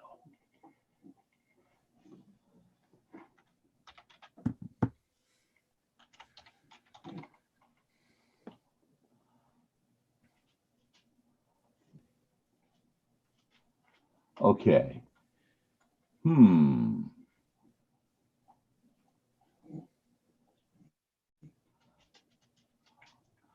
Okay, I can't seem to get what I want at this moment. Lucky, no, no, no, no, no, no, no, no, no, no. Okay, well, he's in there. Let me. If you can just give me like a location, we can all see the map. Okay. You generally know that right now he is puttering around somewhere up near the kitchen table. And then you hear him scraping the chair back, and he sits down again, and he's looking at a TV opposite of the wall. And it's one of those really kind of dumb programs like, you catch it, you keep it kind of programs. Okay. Actually, it's a classic cyberpunk program called The Space Guys, which is a famous Cyberpunk 2020 TV show that's now in the reruns for the last 15 years. Love it. All right. Okay. I communicate that to Paladin. Okay. He seems to be at his kitchen table, just sat down. Okay. And then he gets up and goes to the TV. You figure he made a snack or something over there, took it to the kitchen table, got sorted out, and then is now watching TV. Okay. Okay. Once I've communicated that, I'll go back to surveying the street, see where those cops are at. The cops are landing. Actually, they're flying over the REO Meat Wagon AV and kind of hovering. They look confused. Okay. You know, it doesn't, I mean, they don't really kind of know why it's there. You know, Yeah. Why would they have gone there? Do they have a pickup or something? And as you're at the door, Paladin, you hear a agent chime and a conversation going on with this kind of reedy voice that you think might be Mr. Fisk. And he's yes, I'll be there. Yes, of course.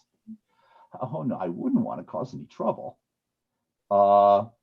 Knox, you have enhanced hearing, right?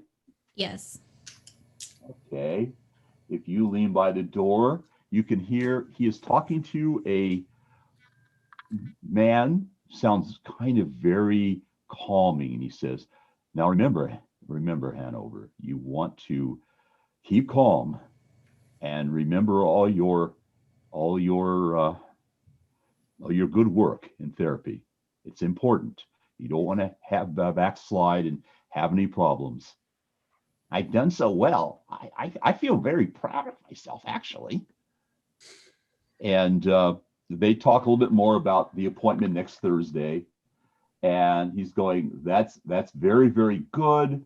You know, that tragic accident will no longer probably bother you if we keep on doing the good work that you're doing.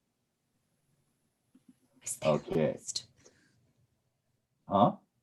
I'm whispering to everybody else, like, what's happening. And what do they think? Okay, so who wants to go in? Knox, Paladin? I just knock on the door. Okay, knock, knock, knock. Just a minute. Thunk, slide. Thunk, Hey, thunk. Lucky, too tall. You want to keep the medics out here for a brief second? Yep. You want to be on both sides of the door, or do you want to stay where you guys are? I will stay where we are. Okay. Knox, are you staying in the doorway?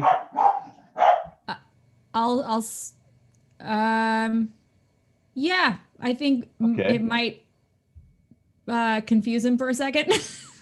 Okay. So he comes to the door, you hear rattle a bit with the locks and everything, and one kind of limpid, watery eye looks out through the keyhole and then says, "Can I help you?" Hi, Mr. Fisk. That's right. Can I help you? I have something to give you. I have something to give to you. Work sent me. Oh, I know. It's probably that nice detective. Just a moment. Rattle, rattle, rattle, rattle. Door, slide, lock, and you enter the apartment. Knox or Paladin first? Oh, I walk in. So does Knox. Mhm. So you guys are now in, and you're looking around, and he's about there basically, and he says, "Come on in. Can I offer you a sandwich?" And he holds up this kind of sloppy concoction of basically proto meat and something that might have been soy meal bread. It's kind of soggy, and he says, I could cut off the crust for you." I appreciate the offer, but I'm good. I'm good. okay. How tall are you? I'm 6'7". about 6'2". He's taller than you are. Of course He's he at is. least 6'4", 6'5", but it's hard to tell because he's really thin and he's kind of hunched over. Oh, perfect. So there he is. In fact, I'm going to make him a little smaller. There While he is. they're in, I'm gonna radio over to Too Tall. I'm gonna say the cops outside are getting a little curious. Perhaps maybe send one of the medics out to send them on their way. Okay. Well, we're it's gonna up to need you both guys. medics here real directly. Mr. Fisk, we have a belief that you're in danger and we need you to do us a favor.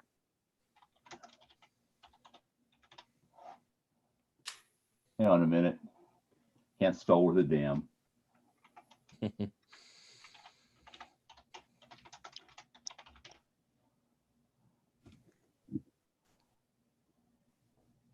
Okay, there he goes. Okay, he says, "Well, anything. Okay. Anything? What can I do for you?" He's a really kind of nice and amazingly clueless dude. Awesome. And I pull out a roll of duct tape. Okay. He says, And then duct tape. You need to have me fix something then? yes. Knox, distract him. Yeah. Knox Yes. rushes over, throws her arms around him. Paladin, I assume you're kind of going to one side of him, and Knox is covering the other side. Yeah. Oh, Too Tall. If you would, kind sir. Okay, Too Tall is coming in. Yep. And we're gonna gag him, bag him. But I'm Okay. just gonna, before that happens, because I know that moment's coming where it's just gonna happen real fast. I'm just like, look, I really have to say that I know this is going to all look bad, but trust me, you're gonna be much safer. We're sure of it. Promise you this And will all be fine. you're looking at a Later. guy who you think may have had a close conversation with a human female, like that, who wasn't his mother if he had a mother, 3 times in his life. You know, he's kind of like a nice sad sack kind of dude. And he says, "Well, I mean, you know, if you really think it'd be all right, I mean, you know," and then Paladin, you grab him. There's not even a fight. He's kind of like confused. We And he's tape like, him up really good, and then we bring the medics in and we put him in the bag and zip him up. "Okay, so you now have him in the bag. I will not bother to go through this a whole lot. Meanwhile, you see on the other side, isolate of the building, not this side, but the other side, you see one of the police AVs settle down in the alley behind. And you see at that point, looking through your scope, that there's all kinds of just a lot of bodies in there doing stuff. You know, you can't I think hear it they're- because there's no yeah, I think- auditory to your scope, but you know, you basically saw all these lights like come together, all, you know, all these glowing shapes. Okay, I believe the cops have sat down, and I think they're Mobilizing. Okay. Time to go. Okay, so you guys are basically taking the body bag out. Okay. And as you are going down the stairs, remember this is an apartment building, it has back and front entrances. You hear someone breaking open the door in the front. Too tall, shall we? We shall. Which way are you Lucky, going? you want to cover the 6? Okay, Knox, where are you? Are you staying back in the apartment? Well, where are we leaving this guy? Well, Yeah, I'd say, do we want to carry this guy out? He is between Paladin. Yeah, we're carrying the guy out. We are leaving. Yeah. Oh, okay. And Because you said, hey, you had to get out of the way for Too Tall and Got it. company. The medics have the bag. okay, Yeah, why medics don't- have the why don't bag. Medics have the bag. Why don't I go to the What's front? that, Luck? Why don't I go to the front and start piloting this thing and make sure that we're out of there fast? Okay. So that's Okay. Why don't we have Knox drop some grenades behind us as needed as we go out? okay. Got So it. Lucky, where are you? Deal. I'm going to sprint towards the. I'm going to sprint forward and head up towards where we left the AV4, the REO meat wagon. AV is in the front. They have just landed around the back. Isolate. We need a distraction. On the, I shoot out. I take a shot at the fuel tank of the AV cop vehicle that is now empty. Okay, it's gonna be a little tough to pull that off, but yeah. You shoot at it. The AV is not hard to hit, but your difficulty is you're gonna have to get one shot, and then it's down below the shape of and the level of the 4th story of the building. Yeah. So it's shooting. Make your roll, and let's see, sniper. You're at extreme range. It's a large target. I'll give you a little bit more for it. Okay, let's treat this as you need a minimum of a 15. That's a 16. 16. So you blam, you fire into it. Okay, now I am going to, because you didn't open end on that, you didn't get a phenomenal change, but I'm going to find out just how bad you messed it up. So let's find something out here. That's okay. You do not hit the fuel tank, which is probably just as well.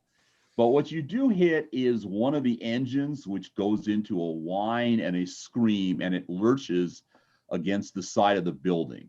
Okay. And then you can't see it. Okay. Okay. So you have an AV4 right now smacking into the side of the building, basically there. Wow. But it's and it's smacking. empty? Say again? And it's empty? And the AV? Yeah. No, that's the cop AV. No, I know. You had said that some of the cops had already moved out around the back, right? Right. No. There are cops. Let me correct you. There are cops who are coming in from the back. Yes, but it's not empty. Okay. Got it. Looks like some kind of flying squad. Okay. And they're like, bam, bam, broke in the door. You know, because usually people expect someone to come in the front door. That's not bad. Sure. Usually people don't come in the back door unless they're dumping the trash or something. So they're coming up the stairwell. And, it sounds like SWAT team crazy. By the way, there is still another AV, and it is hovering above the roof when you shoot the first AV. So let's go find out 3 exciting things. 1, do they have time to even bother to notice you? Okay, not a huge awareness roll. Oh boy. Wow. Okay. Yeah. You stood up just enough where you shot, and the other AV basically saw a guy on the roof with a sniper rifle. Okay. Now, the second thing, okay, they fired at the sniper rifle, and they were in the right position to use the chain gun. So we're going to be looking at a dodging situation here. Okay. Okay, this is going to be auto fire. And it's a heavy, so it's 15. Oh boy, this could be fun. Oh, yes. Okay. Oh, that die hates you. Okay, so what we've just seen is it turns the chin gun around, and it's a machine gun, so it's throwing 50 cal down there. Okay, and it just hammers the rooftop where you are.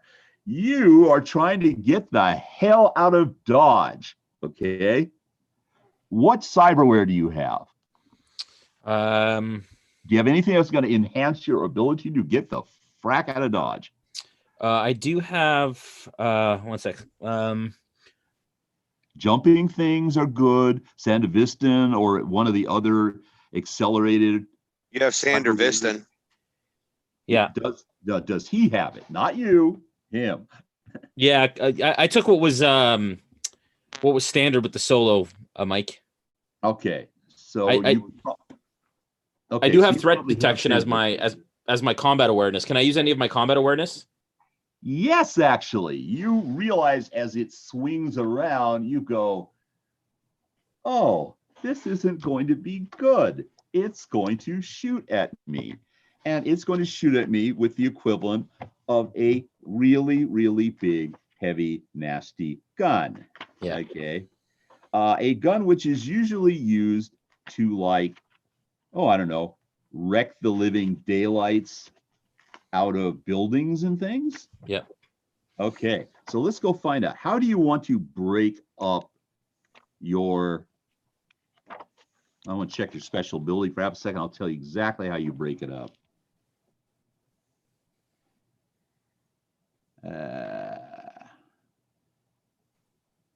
Come on, police. Sometimes I realize this book is really very big too. You're getting your money's worth, people. Are you talking about combat awareness, Mike? Yeah. Yeah, so it's got threat detection, initiative reaction, or damage deflection, depending on how close they get to hitting me. Okay, I would personally throw everything I had that turn into threat detection. Yeah. Or getting the hell out of the way. Yeah. Okay, so that is what I do. Make your roll. You're doing an evasion roll, throwing threat detection into it. An evasion is this dexterity or reflexes? Reflex. Sorry, dex. It's dex because you're moving your body. If you move the whole thing, it's dex. If you move just your hand-eye coordination, it's reflex. 14. Ooh, okay. You're going to get hurt, but it's I'm not going to call it suppressive. That's kind of fun. So I'll deal with the damage you take right now. However, around you, you take one round, and around you, basically, that part of the roof is hammered and collapses. Okay. So you're headed down into the next floor from the roof. Okay. Okay. And let's take a look at your damage, because I think it's going to be bad. Ah, there it is.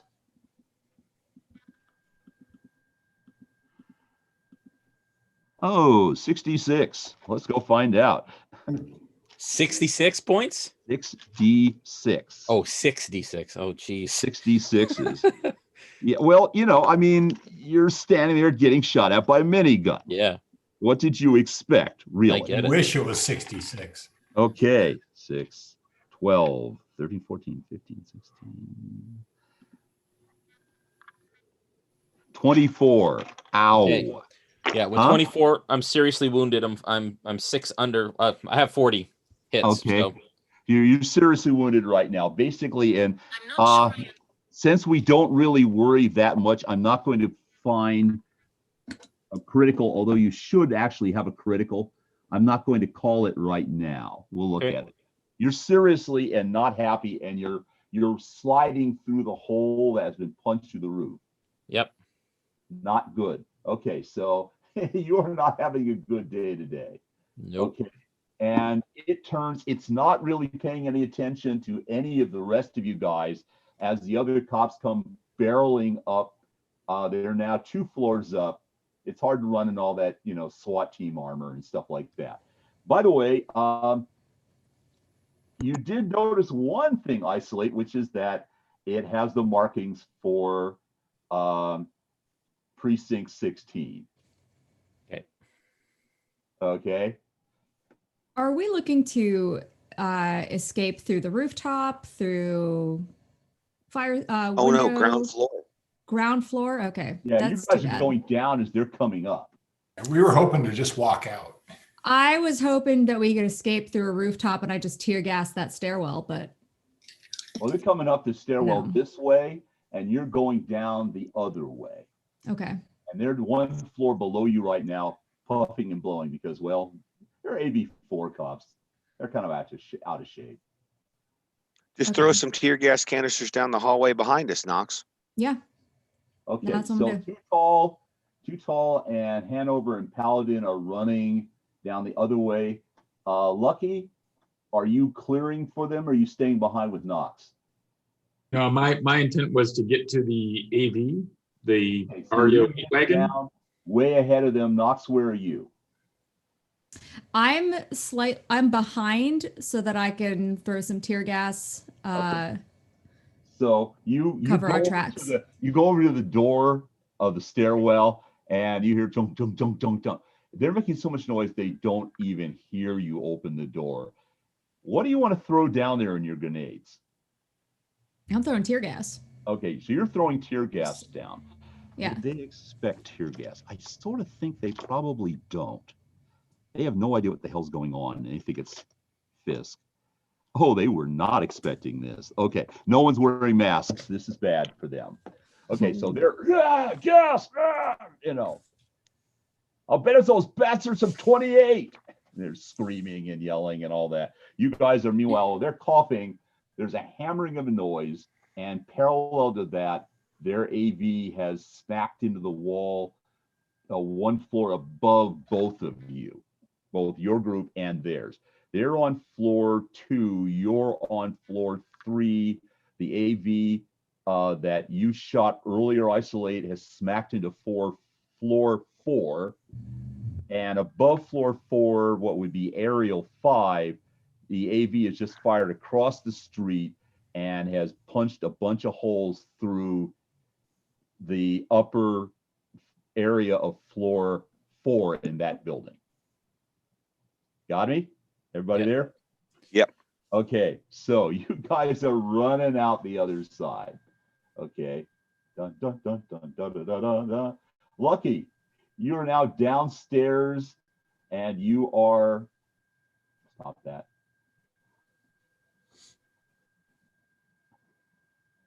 Okay, so Lucky, you are currently downstairs jumping in the AV. And what do you say to the waiting guys who are going, oh man, maybe we should have dropped that cop. Yeah.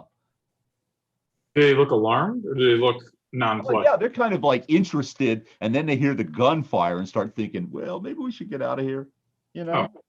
Say, hey, the medics wanted to see you guys out back. I don't know why.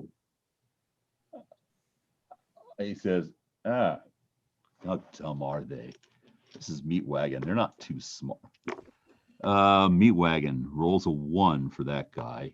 The other guy's a little more suspicious. So he's like, wait a minute, does this have anything to do with the guy you just smacked into the wall there? Because those are cops. Okay. Now, are you talking to the medics or are you talking to the pilots? The pilots. Okay. The medics were with us. Yeah, the medics are back there. I was just talking to the pilot, like, hey, the medics wanted to talk to you guys. Oh, okay, fine. That's their guys. Okay.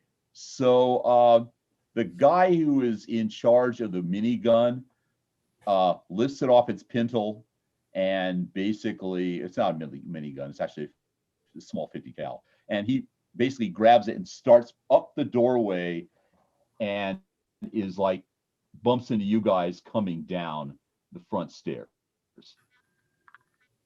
Did the pilot go? No, the pilot stayed. Okay. So you guys come busting out with Hanover in a body bag. And you have one guy coming up with the 50 cal, and he's going, problem with his roommates, huh? Yeah. Yeah, You probably should and have I shot just- him too. Okay. What do I roll to con? Well, that is going to kind of boil down to your persuasion. Huh. It's an interesting question. Okay. Let's see what you got in the way of persuasion.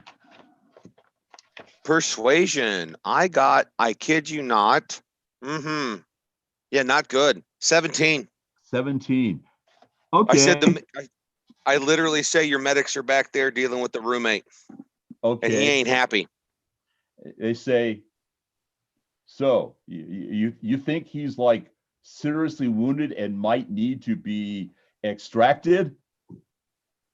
He might need to be extracted. They get this look on their face like, wow, this could be a double bagger. Yeah, let's do it. So they go running down the hallway. Knox, you see a couple guys in REO meat wagon outfits, the whole kit and caboodle, and they are running down towards you. The cops are just reaching the stairwell, hacking their lungs out as you pitched gas grenades in the middle of a very, very tight space, and they were not expecting it. And the guys come running up to the door and go, "This is where the roommate is." Are these the same R guys? Yeah. You recognize them as the guys who are driving the meat wagon. Yeah. Well, they're not driving. They're what you call it, paramedic guys. Yeah, and there's I hear another beast guy on comms in my ear. There's a guy who runs tell over comms, and he's carrying the guy. I tell over comms. Tell them the guys in the SWAT gear are trying to take their money. Okay. I pull my pistol.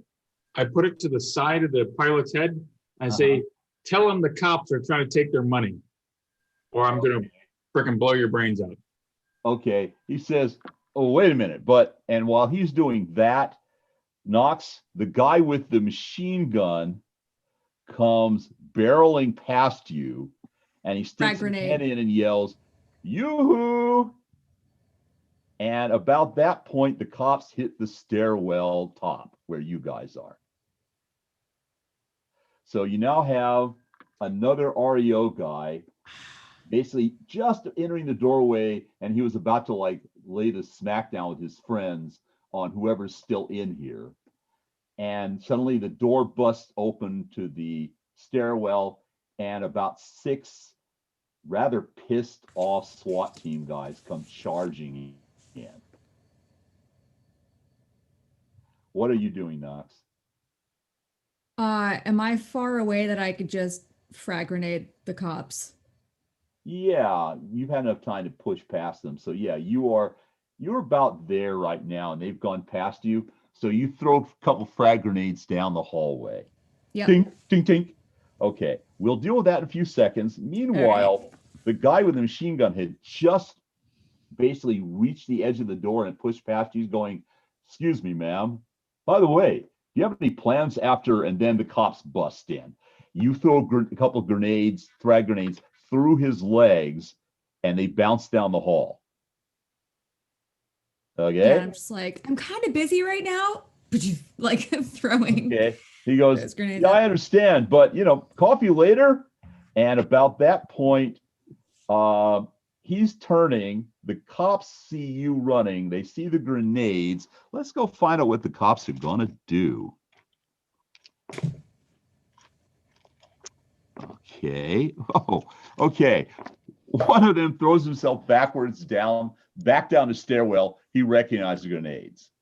One of them charges with his friend over and starts firing at the guy carrying the pintle mount 50 cal, who opens up in fire. So now there's a short range firefight going on, basically, that's tearing up this part of the hallway. Okay, there's one guy of the 6 who's out and going down this stairwell as fast as he can because he knows what a frag grenade looks like. And your friends now are out the building, dragging Hanover with them.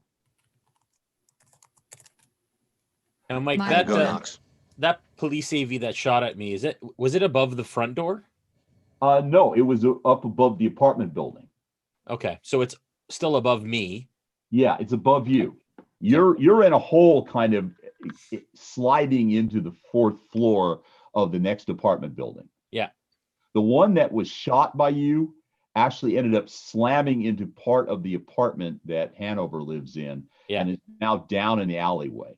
And when it hit the alleyway, all the guys inside who were part of the SWAT battalion group all barreled out because they know something's up now. Somebody's through, they probably think you're with one of either the rival cops or they're being rumbled by maybe internal affairs. They know they're dirty cops and they know something's up. So, and I'm pretty confident that I've distracted that AV that's above my building enough that I'm covering the escape. He's busy shooting at you. Okay. So yeah, he's not looking at these guys at all. He's going, somebody shot down used a 50 cal to shoot down my friend. He just went down. I don't exactly know what happened there. Okay. And I just spotted this guy and I just punched a bunch of holes in him. Okay. And that also reminds me, I need to find out where you are in a critical injury situation. Now that we've got a little background there. Oh, wait, lights.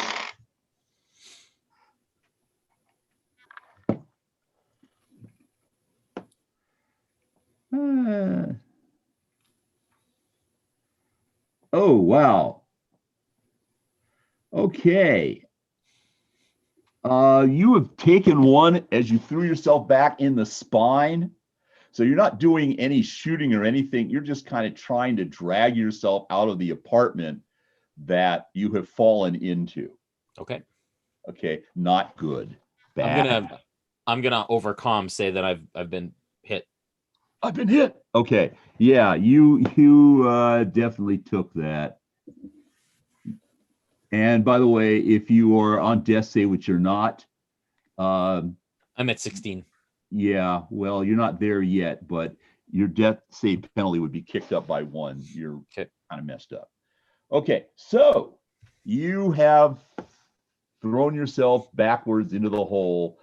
They have not fired this turn because they're still waiting for the dust to clear. You guys are now down, barreling into the REO meat wagon. And Lucky's got a question, Mike. Yeah. Yeah, basically, I want to tell the pilot to get out of the seat and get the hell out of the way. And if he hesitates for more than like 1 second, I'm just going to put a couple rounds into him and drag his body out of the seat. He says, hell no, let's get out of here. I just pump him. I just squeeze the trigger a couple times. And okay, I kill him flat out.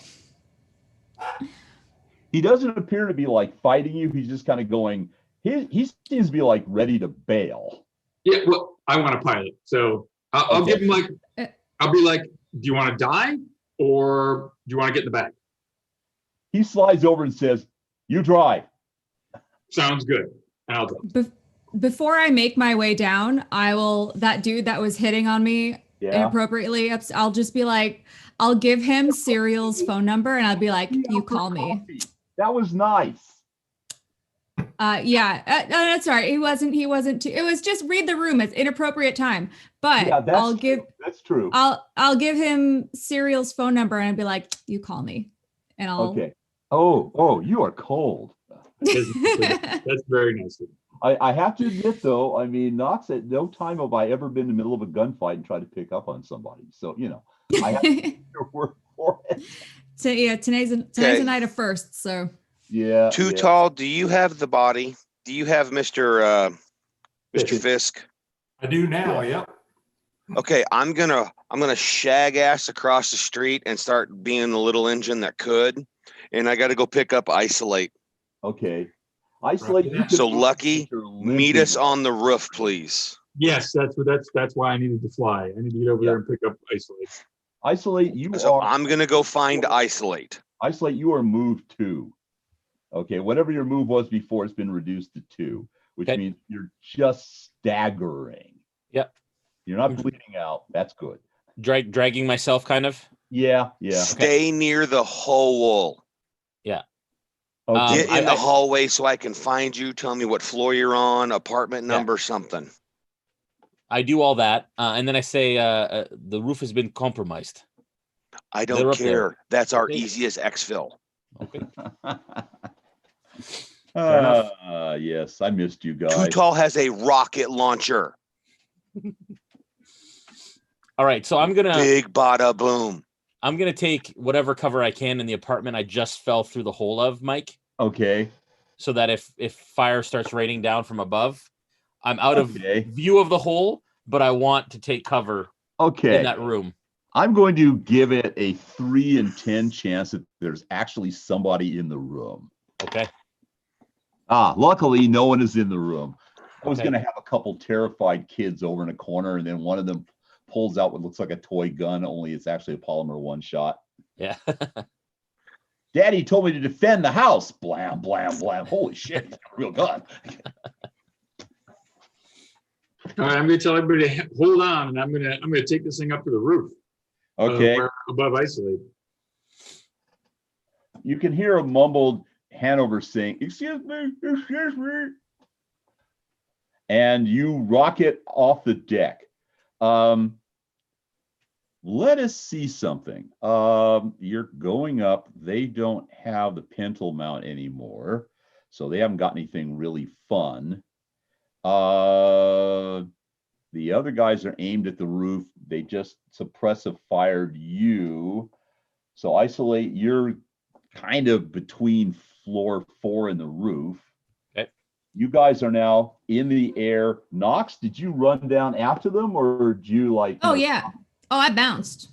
Okay, so you guys are all bounced. Mhm. Okay. And so we're going to just assume you're now all out and hovering above the roof. And you see, as you head over to the roof, the other AV that's flying kind of above the roof of your original apartment building is turning around, and it's confused because it sees an REO meat wagon. Well, it's an ambulance. Okay, that's weird. So they don't open fire immediately on you. Okay, so I see a threat. I realize we don't have a pintle weapon. I'm going to go as fast as I can. I'm going to try to like come up and like hit him with the bottom, like do a maneuver where I try and wheelie up and smack him with the bottom of the AD4. Maybe try to take the wing out or something like that. You guys are basically racing for altitude, is what we're saying? Yeah, I just want to basically sideswipe them and try to knock them off while I can, because they have guns and this thing doesn't. So we're kind of hopeless. I want everybody to make an awareness check. Oh yeah, happy to. Okay, it's not that huge. 13 will get it for you. 15. I could try to do this crazy ass weird maneuver, or I could have Too Tall lean out the back with a rocket launcher. Okay. That was the plan. Okay. All right. So the door's open and Too Tall, make your shot. It's a broadside target. Let's go see what happens. This can actually mess you up. You are, God, you're below 50 yards. This is ugly. Okay, 15 or better.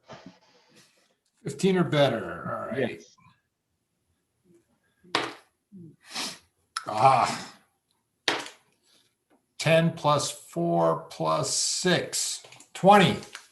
Wham! So they turn and you plow a rocket into the middle of their AV. Let me go find out how just freaking bad that is, because it's not going to be good. Okay. I got a rocket launcher. Ooh. Yeah, that AV is not a happy AV. Bad AV. 12, 13, 14, 16, 18,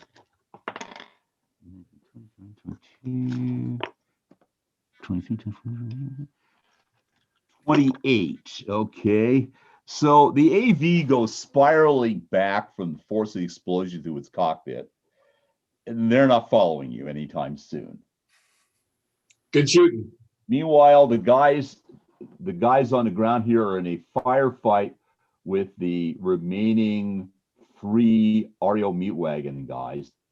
One with a machine gun, and the other's just moderately heavily armed. And you guys are now off. Where do you want to go? Wait a minute. You got to pick up Paladin and isolate. Okay, Paladin and isolate. Where do you want to go? You want to get to them? They should be roof, close. Yeah. Yeah.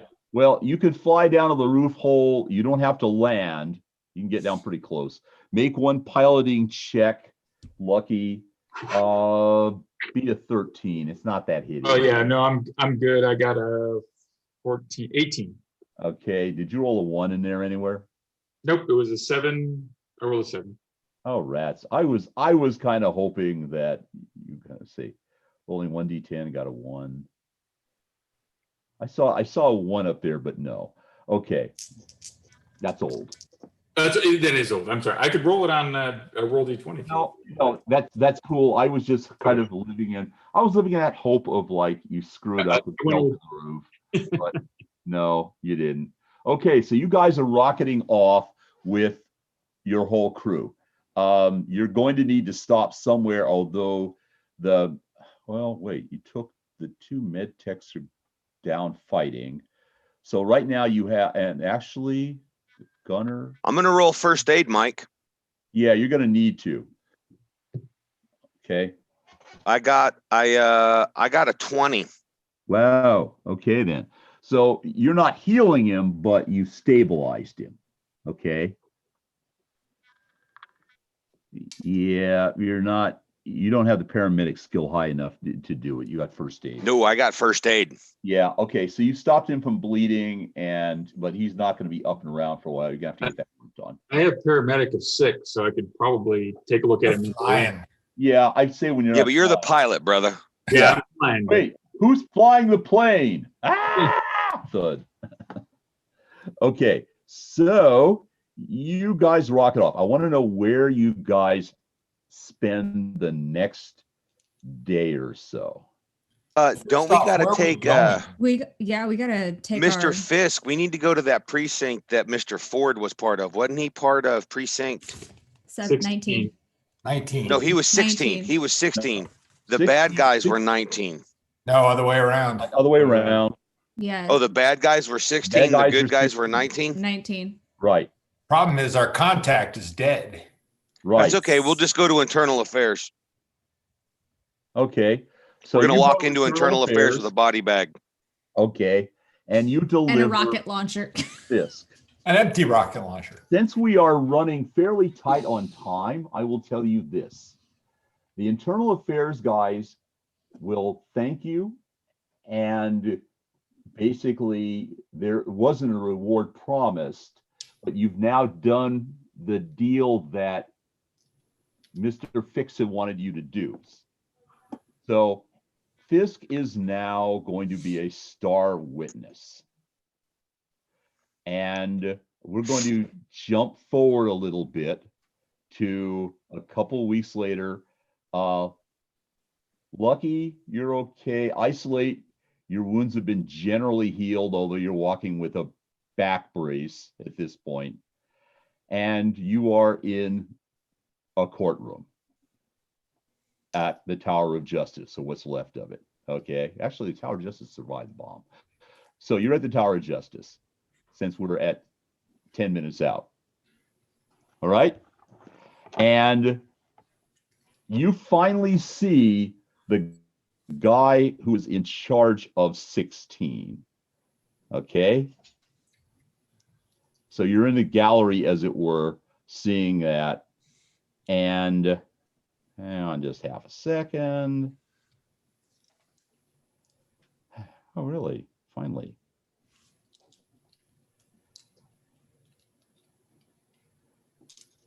Okay. He's tall. He's imposing. He's wearing a full-on police uniform. And this is the guy that they're accusing of various crimes of corruption. Internal Affairs has put together their case. You guys ready? The prosecutor comes forward. He says, "Are you Police Captain John F. Stern?"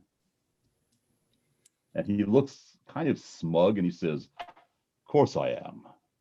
This guy's like too good looking to be. He kind of looks like who's the actress playing Geralt again?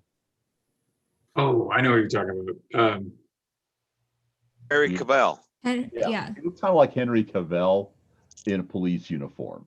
Okay. Captain Stern, you stand here accused of 12 counts of murder in the first degree, 14 counts of armed robbery of city property, 22 counts of highway piracy, 18 counts of fraud, 37 counts of rape, and 1 moving violation. How do you plead? Not guilty. They're all looking around like, not guilty. And his lawyer's like saying things. Noah, you have your hearing, correct?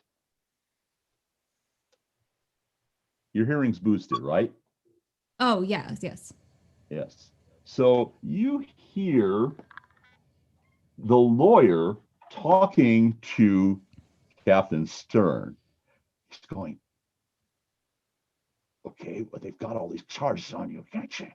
It's all right. I've got an angle." So the lawyer's going, they've got us. I mean, you might as well have been a cat in a goldfish bowl for all I know. If we're lucky, they don't just shoot you. We may be able to hide where they bury you so they don't desecrate your grave. No, I've got it. I've got this. And behind him is a phalanx of guys from 16, who are all kind of looking pretty smug. I just elbow isolate, and I'm just like, he's so screwed. And the prosecutor looks over. Oh, by the way, in one of the boxes of the jury, you see an enormous metallic form that looks vaguely like a human up to the neck, and then it looks like kind of like a good-looking blonde Elvis. And it's sitting next to this a huge cyber psycho, sitting next to a small Asian woman about real early 20s, maybe, who's clutching his arm excitedly, and she's taking notes on her agent. You guys, who's works in the business here? Beast? Paladin? Yeah. Fucking Adam Smasher is watching this trial. Oh my. He's been rebuilt quite a bit. Uh-huh. And he is watching this trial with, it looks like a girlfriend? That's terrifying. And she's like hanging onto his arm like, oh yes, and you're all kind of going, what the frack? The prosecution calls Hanover Fisk. Calling Hanover Fisk. And they're singing out, and finally, tape off his mouth, kind of looking a little more rumpled. The guy you rescued comes up to the stand. And you can hear the lawyer going, oh crap. How long do you think he's been inside getting all the, and everybody on 16 is suddenly looking like, oh crap, it's the janitor. Probably saw everything. Popcorn. Yeah, everybody's like eating it. And I told you, you've got an angle. But okay, shut up. I've got it covered. What's the angle? I've already thought about it. I've got him. State your name for the record. I'm Hanover Fisk. You know the defendant, Police Captain Stern? Yes, I know Captain Stern, and I have to say that there's never been a kinder, more generous man. He's an overflowing cup filled with the very cream of human goodness. Back to him. In fact, And all the time I've known him, he's never done anything immoral, except maybe the preschooler's prostitution ring.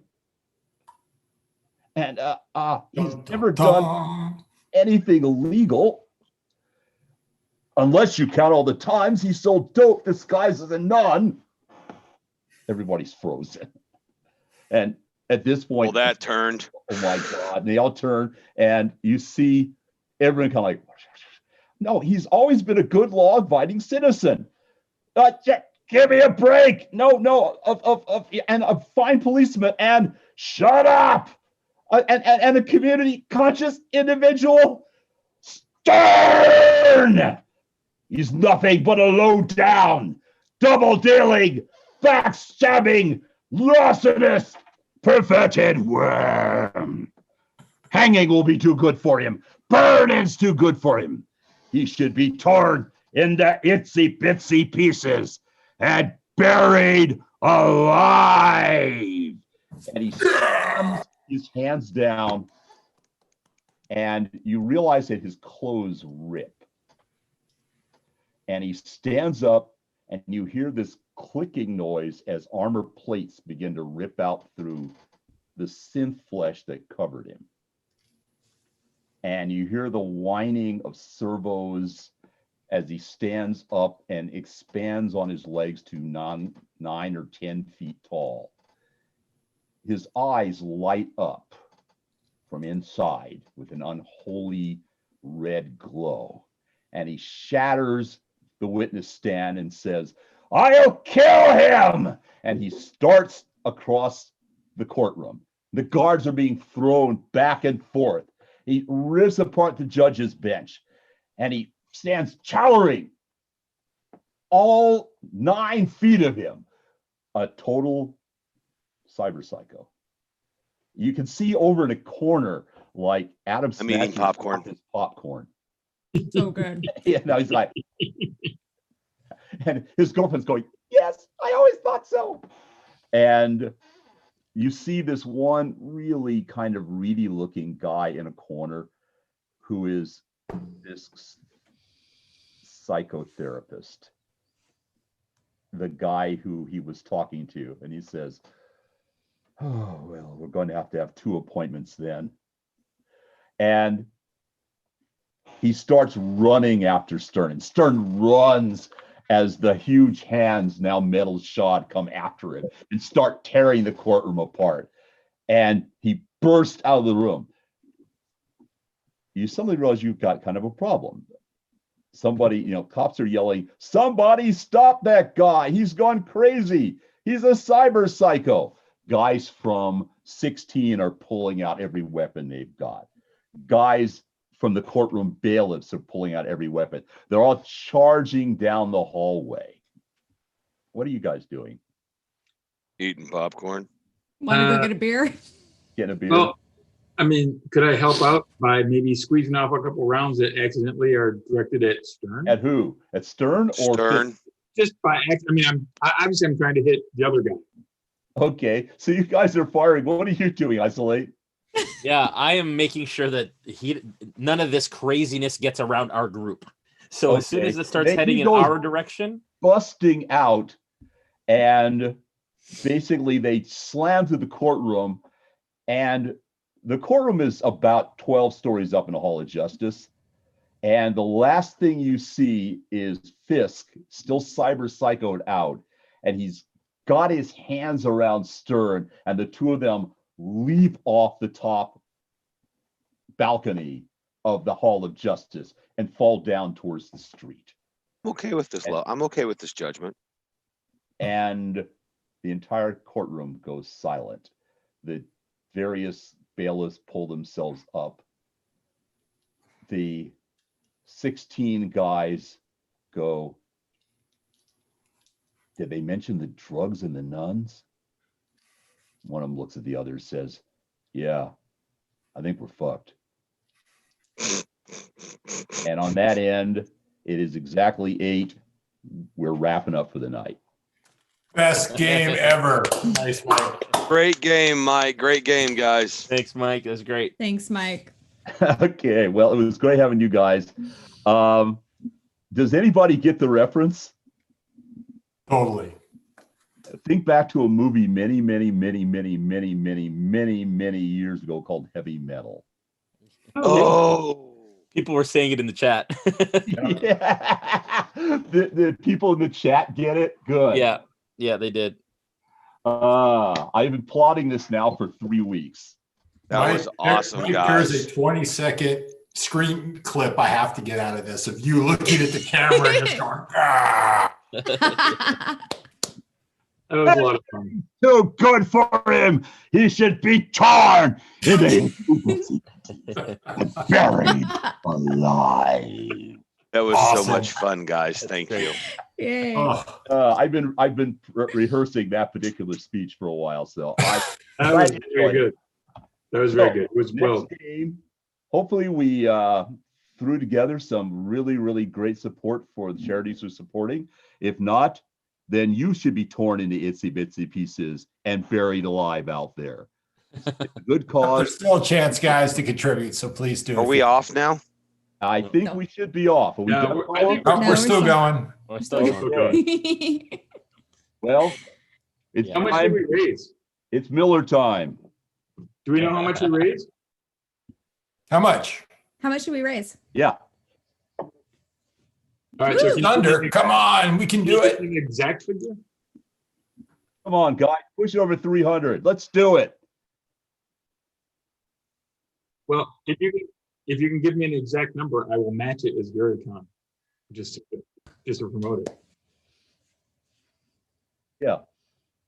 Yeah, let us know over at Talsorian as well. Yeah, let's do it. Let's do it. Let's get it over. Okay. right. Bye, guys. All right, guys. Well, Thank you. guys. Bye, guys.